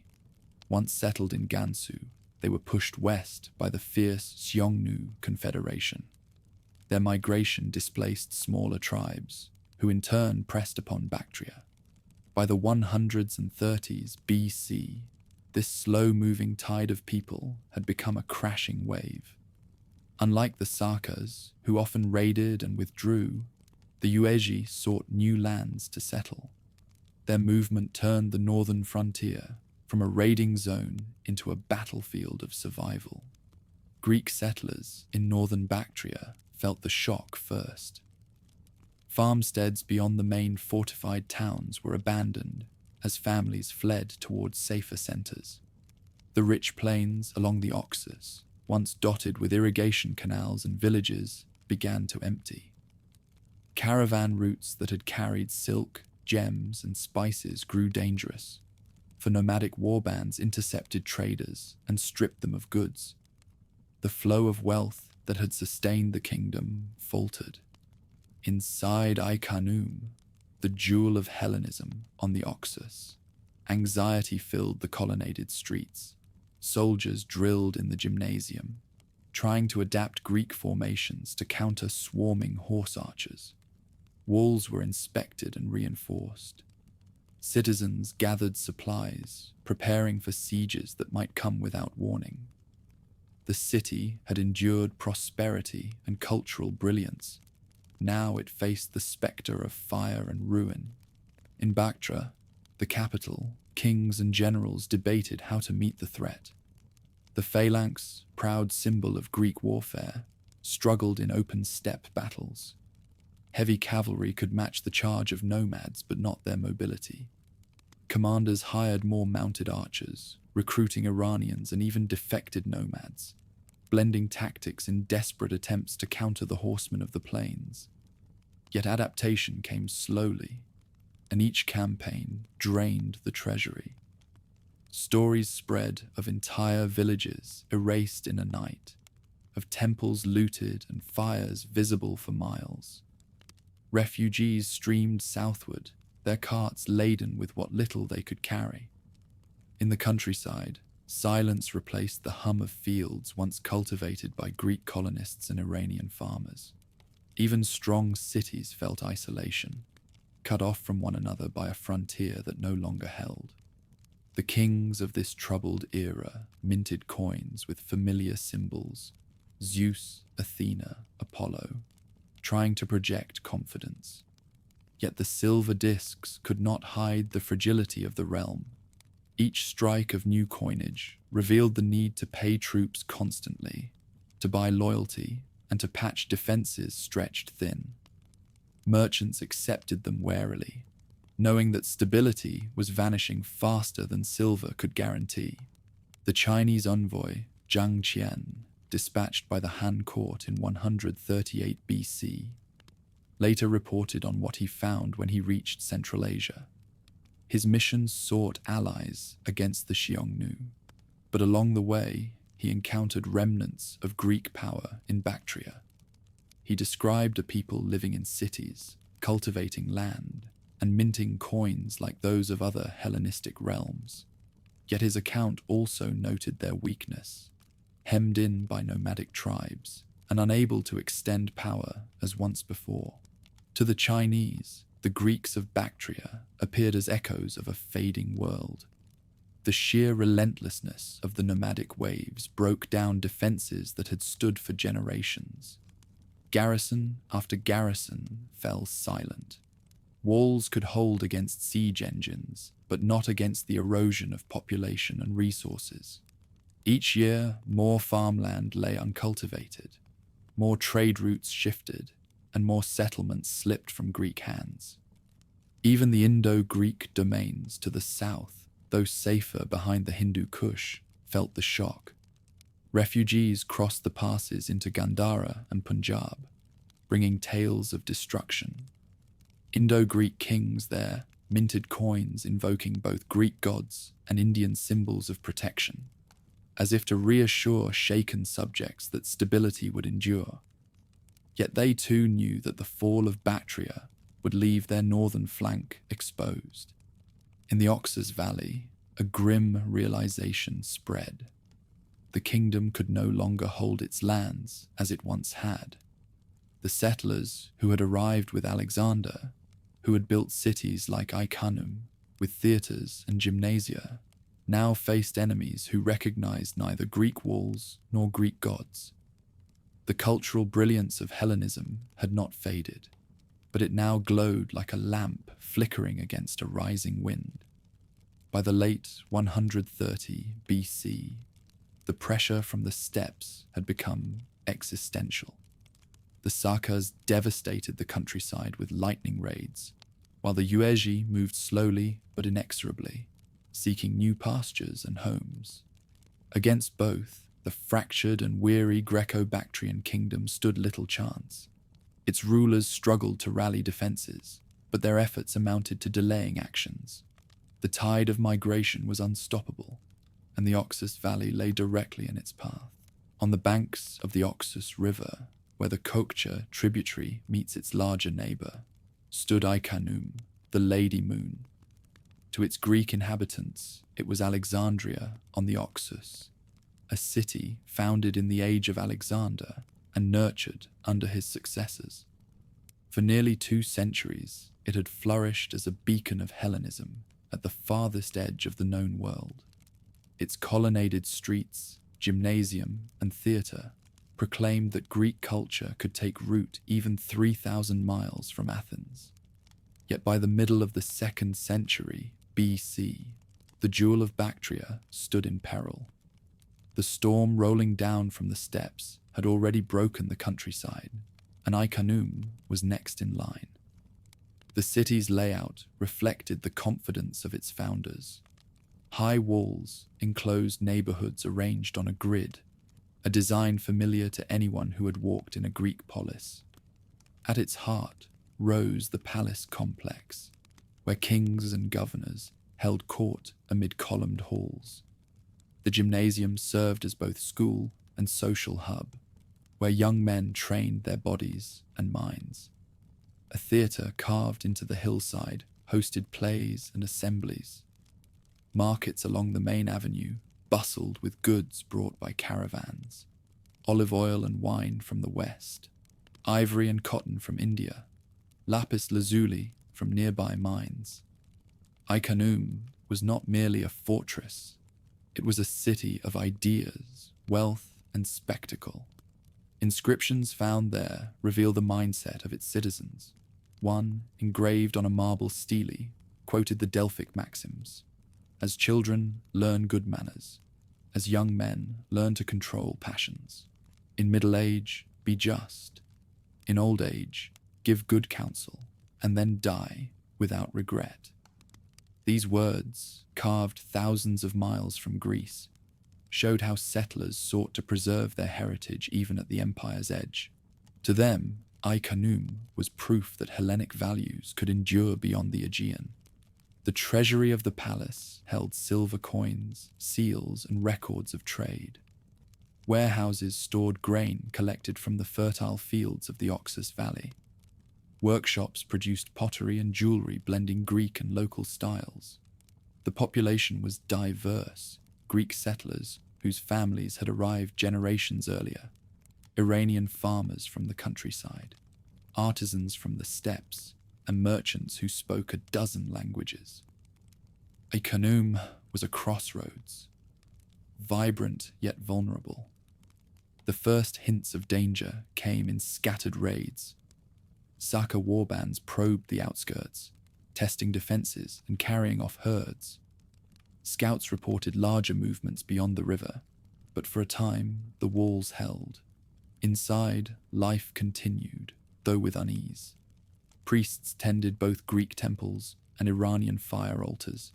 Actors staged comedies in the theatre. Philosophers debated in shaded courtyards. Yet every caravan that failed to arrive, every field left untilled by fleeing farmers, reminded citizens that the horizon was no longer safe. By the 140s BC, the threat turned into siege. Whether it was the Sakas, the Yuezhi, or both in succession, ancient sources are unclear. Archaeology provides the silent testimony. Thick destruction layers show that flames consumed the palace and public buildings. Charred beams lie where roofs once stood, and smashed pottery litters the floors. Hoards of coins were buried hastily, never to be retrieved, their owners perhaps killed before they could return. Skeletons unearthed in the ruins suggest sudden violence, not orderly evacuation. The attack was relentless. Nomadic cavalry encircled the city, cutting off supply routes. Archers harassed defenders on the walls, while others set fire to surrounding fields. Inside, panic grew as granaries dwindled. Refugees crowded the streets, swelling the population beyond capacity. The once proud gymnasium became a shelter, the theatre a barracks. Every able-bodied man was pressed into defense. But against waves of horsemen and fire, the walls could only delay the inevitable. When the breach came, it was chaos. Raiders surged through the gates, looting the palace and setting temples aflame. Statues of Greek gods toppled, their marble faces shattered on the stones. The great colonnade filled with smoke as flames leapt from roof to roof. In the palace treasury, silver coins lay scattered, too heavy to carry off in haste. Families fled toward the river, only to be cut down or dragged into captivity. Ai-Khanoum, once a beacon of Greek order, dissolved into fire and screams. The destruction was thorough. Archaeologists centuries later would uncover traces of hurried abandonment, jars of grain left untouched, tools lying where artisans had dropped them, jewelry hidden under floors. Entire lives were frozen in the moment of catastrophe. Unlike cities that were conquered and rebuilt, Ai-Khanoum was abandoned. The nomads who overran it did not settle its ruins. They left ashes and silence. For the Greco-Bactrian kingdom, the fall of Ai-Khanoum was more than the loss of a city. It was the symbolic end of Hellenism in the Oxus Valley. Bactria still stood, and Indo-Greek kings continued to rule south of the Hindu Kush, but the shining experiment of transplanting a Greek polis into Central Asia was extinguished. The ruins bore witness to the fragility of cultural brilliance when surrounded by hostile forces. Yet the legacy of Ai-Khanoum endured. The coins buried in its soil traveled eventually to museums, telling the story of a Greek city at the edge of the world. The Delphic inscription revealed the persistence of Hellenic philosophy far from home. Sculptures and architectural fragments testified to the fusion of styles that had flourished there. Even in destruction, Ai-Khanoum remained a window into the Greco-Bactrian world at its height. In later centuries, when travelers and scholars pondered the fate of the Greeks in Asia, Ai-Khanoum became the symbol of both achievement and collapse. Here had stood colonnades as fine as any in the Mediterranean, theatres echoing with laughter, gymnasia training youth in Homer and wrestling. And here too, the torch of Hellenism guttered out under the assault of nomadic horsemen. The people who survived scattered. Some fled south into Indo-Greek territories, carrying stories of the city's fall. Others may have been absorbed into the nomadic confederations that now ruled the plains. A few perhaps drifted west, seeking refuge in Parthian lands. The community that had sustained Ai-Khanoum vanished, leaving behind ruins that spoke louder than any chronicler's words. For the Indo-Greek kings still ruling in Gandhara and Punjab, the fall of Ai-Khanoum was both warning and opportunity. It showed that Bactria could no longer serve as a bastion, but it also meant that power shifted decisively southward. From this moment, the center of Greek life in Asia lay not in the Oxus Valley, but in the Indian frontier. The old dream of a Greco-Bactrian kingdom spanning both sides of the Hindu Kush was gone forever. Standing amid the ashes, one could imagine the silence after the flames died. The colonnades cracked, the statues blackened, the theatres empty. Where once Greek voices had debated philosophy, wind now whistled through ruins. Ai-Khanoum had been the jewel of Hellenism in Central Asia, and its destruction marked the twilight of Greek Bactria. After the fall of Ai-Khanoum, the Greco-Bactrian kingdom was a shadow of its former self. The Oxus Valley, once fertile and glittering with Greek cities, now lay scarred by fire and abandonment. Into this landscape stepped Heliocles I, remembered as the last significant ruler of Bactria. His reign was marked not by conquests or prosperity, but by desperate defense, a final attempt to preserve what little remained of the realm. Heliocles came to power in a world already transformed. The Yuezhi had poured into the northern plains, settling lands once farmed by Greeks and Iranians. The Sakas, too, continued to raid, their horsemen sweeping through valleys with terrifying speed. What territory still answered to a Greek king was shrinking by the year. Bactra, the capital, remained in royal hands, its walls still strong, but beyond them the countryside was slipping away. The king's strategy relied on fortresses. Garrison towns along the Oxus became refugees for displaced settlers, their walls reinforced and supplies stockpiled. Watchtowers lined mountain passes, signaling with fires when raiders approached. Soldiers patrolled the valleys, but their numbers were thin, and each campaign cost dearly in men and coin. The once proud Greco-Bactrian army, famed for its cavalry and disciplined phalanxes, was now a patchwork of weary veterans, mercenaries, and hastily trained recruits. Still, resistance persisted. Heliocles personally led expeditions to repel nomadic incursions, earning loyalty from soldiers who admired his courage.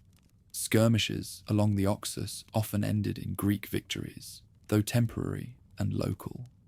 Villages were reclaimed, only to be lost again months later. Each success bought time, but not security. The kingdom fought not for expansion, but for survival. Merchants who had once thrived on trade through Bactria now diverted their caravans. Routes shifted southward into Parthian domains, or bypassed the Oxus entirely. Markets in Bactria dwindled, and coinage grew debased as silver supplies dried up. Where once Greek kings had minted coins of fine artistry, Heliocles' issues appear crude, a reflection of the kingdom's declining fortunes. The proud propaganda of earlier generations, Athena hurling thunderbolts, Zeus enthroned, remained. But the reality behind the symbols was fragile. In the city of Bactria, daily life carried on with a grim edge. Families crowded within the walls, refugees mingling with long-settled citizens. Temples to Greek gods still received offerings, but many worshippers now turned to Iranian cults or local deities for protection.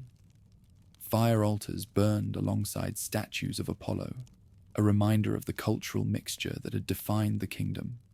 Yet hope was fading. Rumors spread of entire districts lost to the nomads, of farms left fallow, of towns emptied overnight. The Yuezhi, unlike the raiding Sakas, sought new homelands. They advanced slowly but steadily, establishing camps that grew into villages and villages that grew into domains. Each season saw them pressing deeper into former Greek lands, their herds grazing where colonists had once planted wheat. Resistance delayed but could not reverse this process. The Oxus Valley was becoming theirs. Heliocles held out as long as he could. His capital endured, its walls manned, its granaries guarded.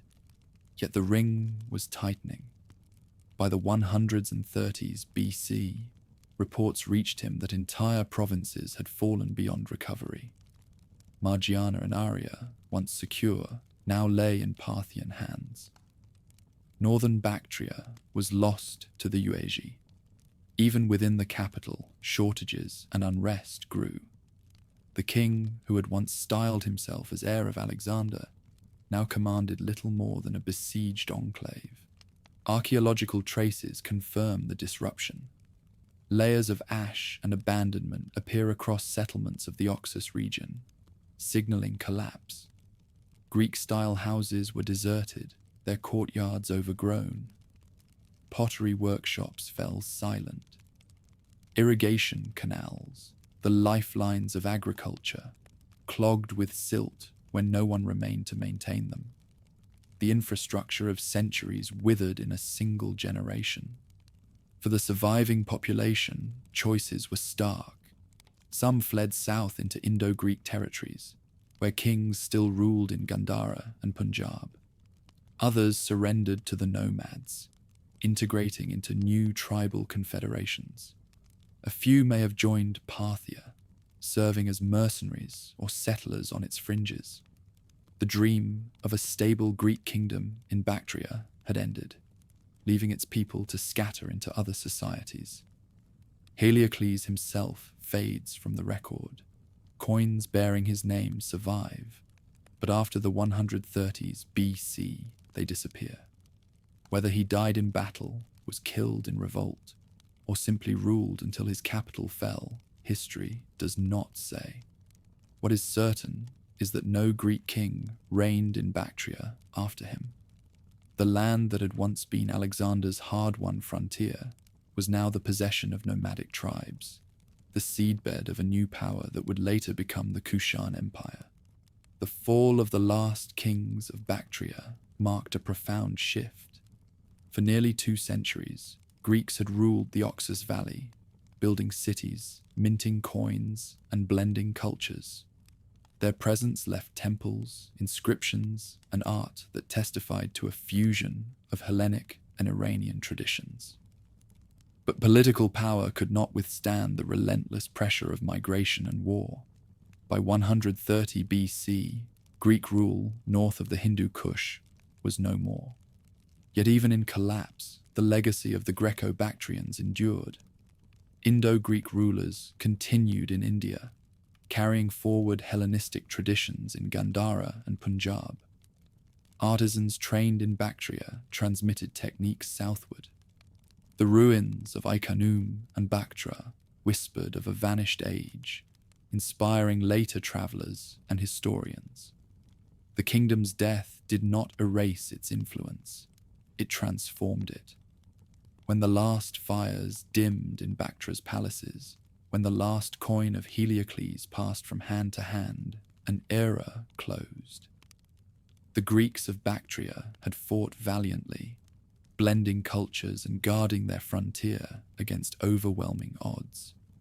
Their defeat was not shameful, but inevitable, the consequence of being caught between empires and migrations greater than themselves. In the silence that followed, the Oxus Valley shifted from Greek kingdom to nomadic heartland, setting the stage for the rise of the Yuezhi and the dawn of the Kushan Age. With the fall of Bactria to the Yuezhi and the scattering of its Greek population, one might expect the Hellenistic experiment in Asia to have ended. Yet south of the Hindu Kush, Greek rule persisted for generations. In Gandhara, in the Punjab, and along the Kabul Valley, Indo-Greek kings carried forward the legacy of Alexander and Euthydemus. These rulers governed smaller realms, fractured and embattled, but their cultural impact remained profound. The political stage was crowded. Lines descended from different dynasties competed for dominance. The Eucratid house linked to Eucratides the Great, and the Euthydemid Menandrian line that claimed descent from Demetrius and Menander. Inscriptions and coins show their rivalries. Each ruler minted silver with his own portrait and symbols, asserting legitimacy over contested territories.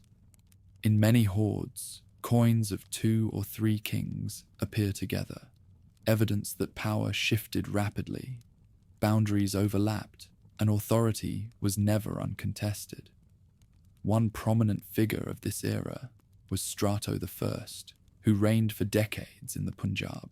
His long rule provided rare stability amid turmoil. Coins bearing his name survive in great numbers, showing him as both warrior and protector.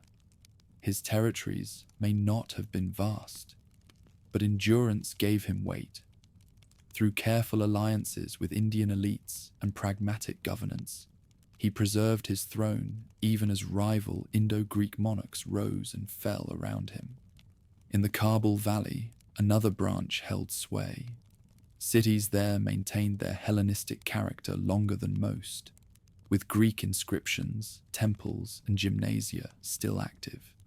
Yet even here, adaptation was visible. Bilingual coinage became standard, Greek legends paired with Kharoshthi or Brahmi scripts, ensuring that both Greek settlers and Indian subjects recognized royal authority. Deities on coin reverses alternated between Zeus and local symbols, such as elephants, bulls, or the Wheel of Dharma. These coins were not just currency. They were the language of survival in a multicultural world. Religious and cultural life blossomed under this hybridity. Buddhist monasteries thrived under royal patronage, and the Greco-Buddhist art of Gandhara reached new heights. Sculptors carved serene Buddhas draped in Hellenistic robes, their faces calm yet deeply expressive. Reliefs told stories from the Buddha's life in classical style, with columns, friezes, and acanthus leaves framing Indian narratives. These works reveal not only artistic synthesis, but also the acceptance of Greek rulers within Buddhist society. Kings who once minted coins with Athena now appeared on monuments that honored the Enlightened One. In urban centers like Taxila, daily life reflected the blend. Greek-style houses stood beside Indian courtyards. Markets offered both olive oil and ghee, wine and spiced sherbets, imported amphorae and local pottery. Philosophers debated in Greek, while Buddhist monks expounded the Dharma in Prakrit. Festivals combined Hellenistic processions with Indian rituals. This cosmopolitan atmosphere was fragile but real, testimony to the adaptability of Indo-Greek kingship. Yet the political map grew ever more unstable. Indo-Scythians, known in Indian sources as Shakas, pressed into the northwest from the Iranian plateau. By the late 2nd and early 1st century BC, their migrations turned into invasions. Greek armies resisted, but the Sharkas fought with tenacity and numbers. Fortresses along the Indus changed hands, cities shifted allegiance, and Greek rulers lost ground. Each defeat shrank their domains further. Still, the Indo-Greeks proved resilient. Even as territory contracted, they clung to urban centers and fertile valleys. Strato I maintained control in the Punjab, issuing coinage that emphasized his role as savior and protector. Other kings fortified the Kabul Valley, turning it into a stronghold of Hellenism. These pockets of survival endured for generations, though increasingly isolated from one another. Numismatic evidence, again, provides the clearest picture. Coins from this era often show kings in military attire, holding spears or mounted on horses, projecting strength in the face of threat. Reverses carried symbols appealing to Indian audiences, ensuring continued acceptance. The persistence of such coinage, struck in large quantities, suggests that commerce did not collapse entirely. Greek rulers still collected taxes, paid soldiers, and maintained networks of exchange, even as their borders shrank. For ordinary people, life under the Indo-Greeks was marked by continuity more than disruption. Farmers tilled their fields, monks recited their texts, merchants plied their trade. What changed was not daily routine, but the identity of the ruler whose face appeared on silver. To villagers along the Indus, the shift from one Greek king to another, or from a Greek king to a Sharka chieftain, often mattered less than the demand for taxes and the promise of protection. Nevertheless, the gradual erosion of Greek authority was undeniable. Each generation saw less land controlled by Greek monarchs.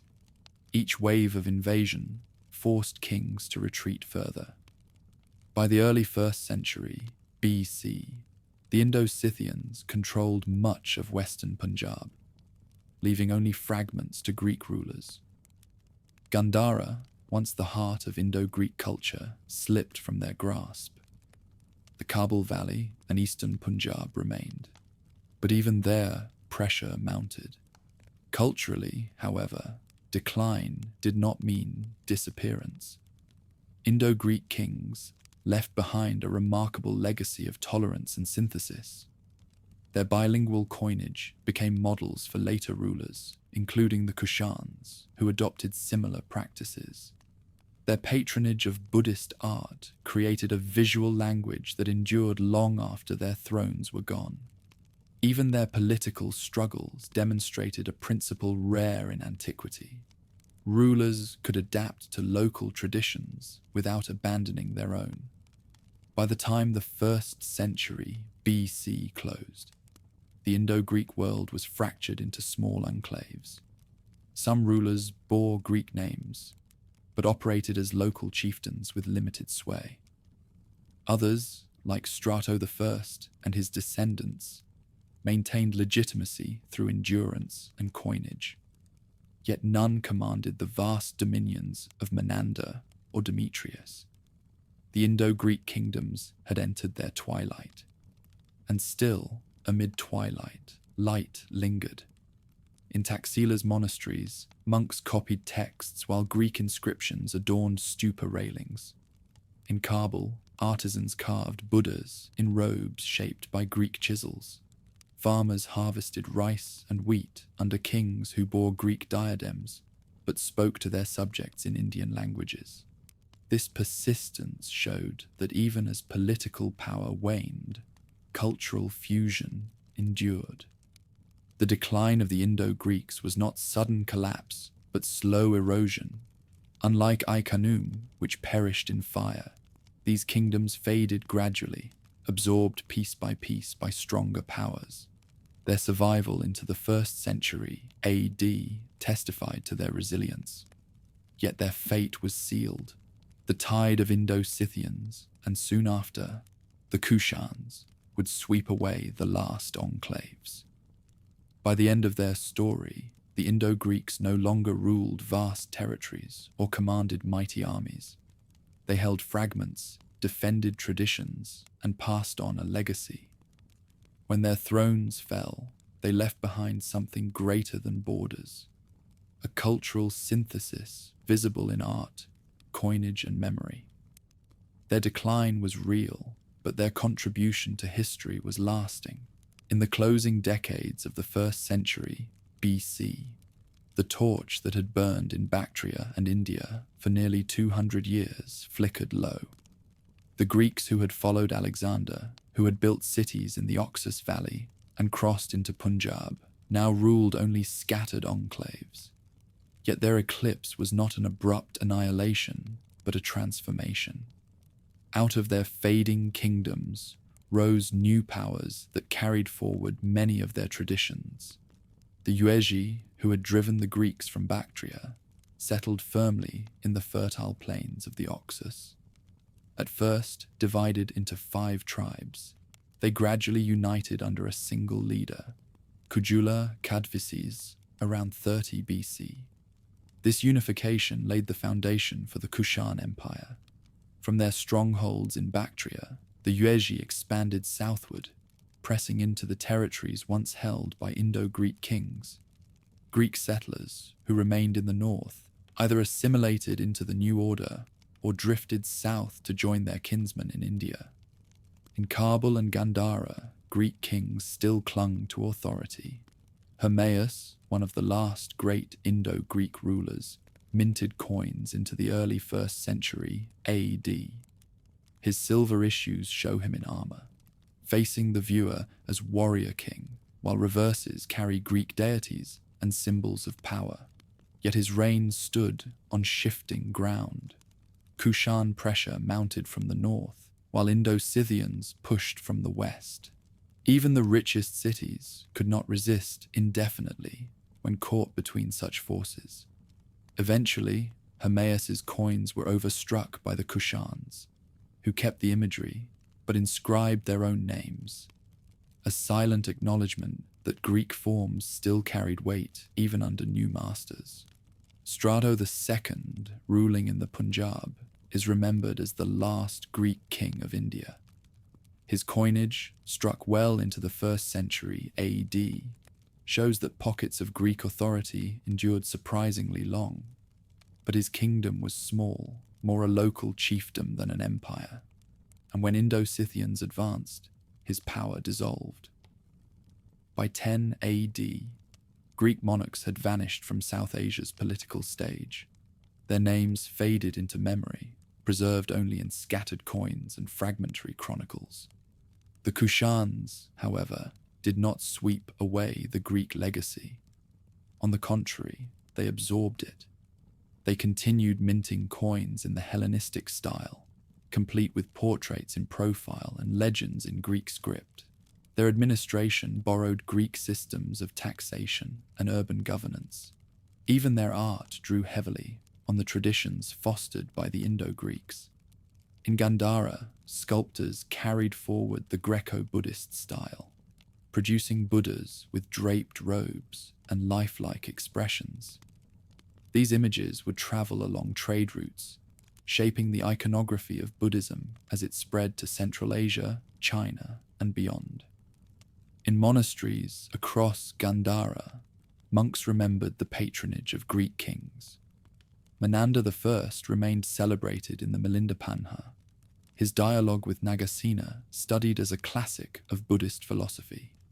In Indian memory, he was not a conqueror, but a seeker of wisdom, a foreign ruler who embraced the Dharma. That he remained so vividly in tradition, while other kings faded, speaks to the unique synthesis he embodied. Greek influence also lived on in language. For centuries after the fall of the Indo-Greeks, inscriptions across northern India and Central Asia carried Greek letters. Even when Kushan rulers inscribed their names in Bactrian script, the alphabet itself was Greek. In this way, the conquerors of Alexander left their mark not only in stone and art, but in the very writing systems of successor states. The eclipse of Greek power was gradual, but its inevitability was plain. Surrounded by rising empires and nomadic confederations, the Indo-Greeks could not match the scale of their rivals. The Kushans commanded vast resources, fielded massive armies of horsemen, and controlled trade along the Silk Road. The Indo-Scythians, too, pressed with numbers the Greeks could not equal. Against such forces, the last Greek kings ruled bravely but tenuously, their domains shrinking year by year.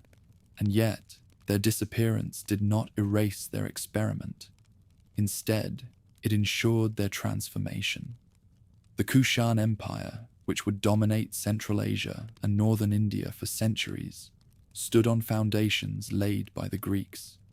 Its coinage, its art, and even aspects of its kingship bore the stamp of Hellenism. The Gandharan Buddhas, serene and human in form, owed their existence to Greek sculptors who had once carved Apollo and Athena. The Kushan pantheon itself became a cosmopolitan blend. Iranian gods, Indian deities, and Greek figures all appeared side by side. For historians, the Indo-Greeks occupy a liminal space. They were not fully Greek nor fully Indian, but something in between. Their rulers bore Greek names, spoke Greek in administration, and struck coins with Greek deities. Yet they governed Indian cities, patronized Buddhist monasteries, and lived among diverse populations. They were the heirs of Alexander's vision, a world where East and West mingled, not always peacefully, but often creatively. Even their end carries symbolic weight. When Strato's coins ceased, when Hermaeus's face was overstruck by Kushan kings, the political story of the Greeks in Asia closed. But their cultural story continued in the very powers that replaced them. Few conquerors can claim such a legacy, that their successors, instead of erasing them, chose to inherit their symbols and preserve their styles. Archaeological discoveries have illuminated this legacy in striking ways. In Taxila, coins of Strato II lie beside Kushan issues, showing continuity across dynasties. In Gandhara, reliefs depict the Buddha beneath Corinthian columns. In Bactria, inscriptions in Greek script reveal the persistence of language even under new rulers. Each fragment tells the same tale. The Greeks vanished as rulers, but not as influencers. For the people who lived through these transitions, the changes may have been less dramatic than they appear in hindsight. Farmers still worked their fields, merchants still traded goods, monks still taught their disciples. Kings changed, coins shifted, but daily rhythms endured. What mattered was stability, and if Kushans or Shakas could provide it better than Greeks, loyalties shifted accordingly. Yet in temples and markets, the echoes of Greek presence lingered. By the 1st century AD, the curtain had fallen on the political story of the Greco-Bactrian and Indo-Greek kingdoms. Yet the drama did not end in silence. It ended in transformation. Greek forms woven into new fabrics, Greek ideas absorbed into new religions, Greek art shaping new identities. The experiment that began when Alexander crossed the Hindu Kush did not vanish in failure.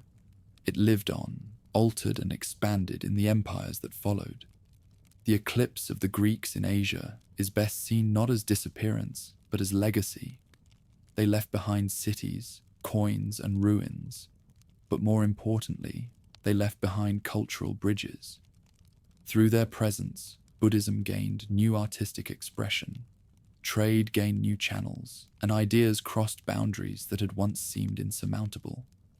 In the story of the ancient world, the Greco-Bactrians and Indo-Greeks were not the main empire builders, but they were connectors, linking civilizations across vast distances. When we stand today before a Gandharan Buddha, carved with the grace of a Greek statue, we see the final fruit of that legacy. The Greeks of Bactria and India may have lost their crowns, but their influence endured for centuries, carried in stone, in art, and in memory. Theirs was not a story of permanent empire, but of enduring transformation, a reminder that cultures, once blended, are never truly lost.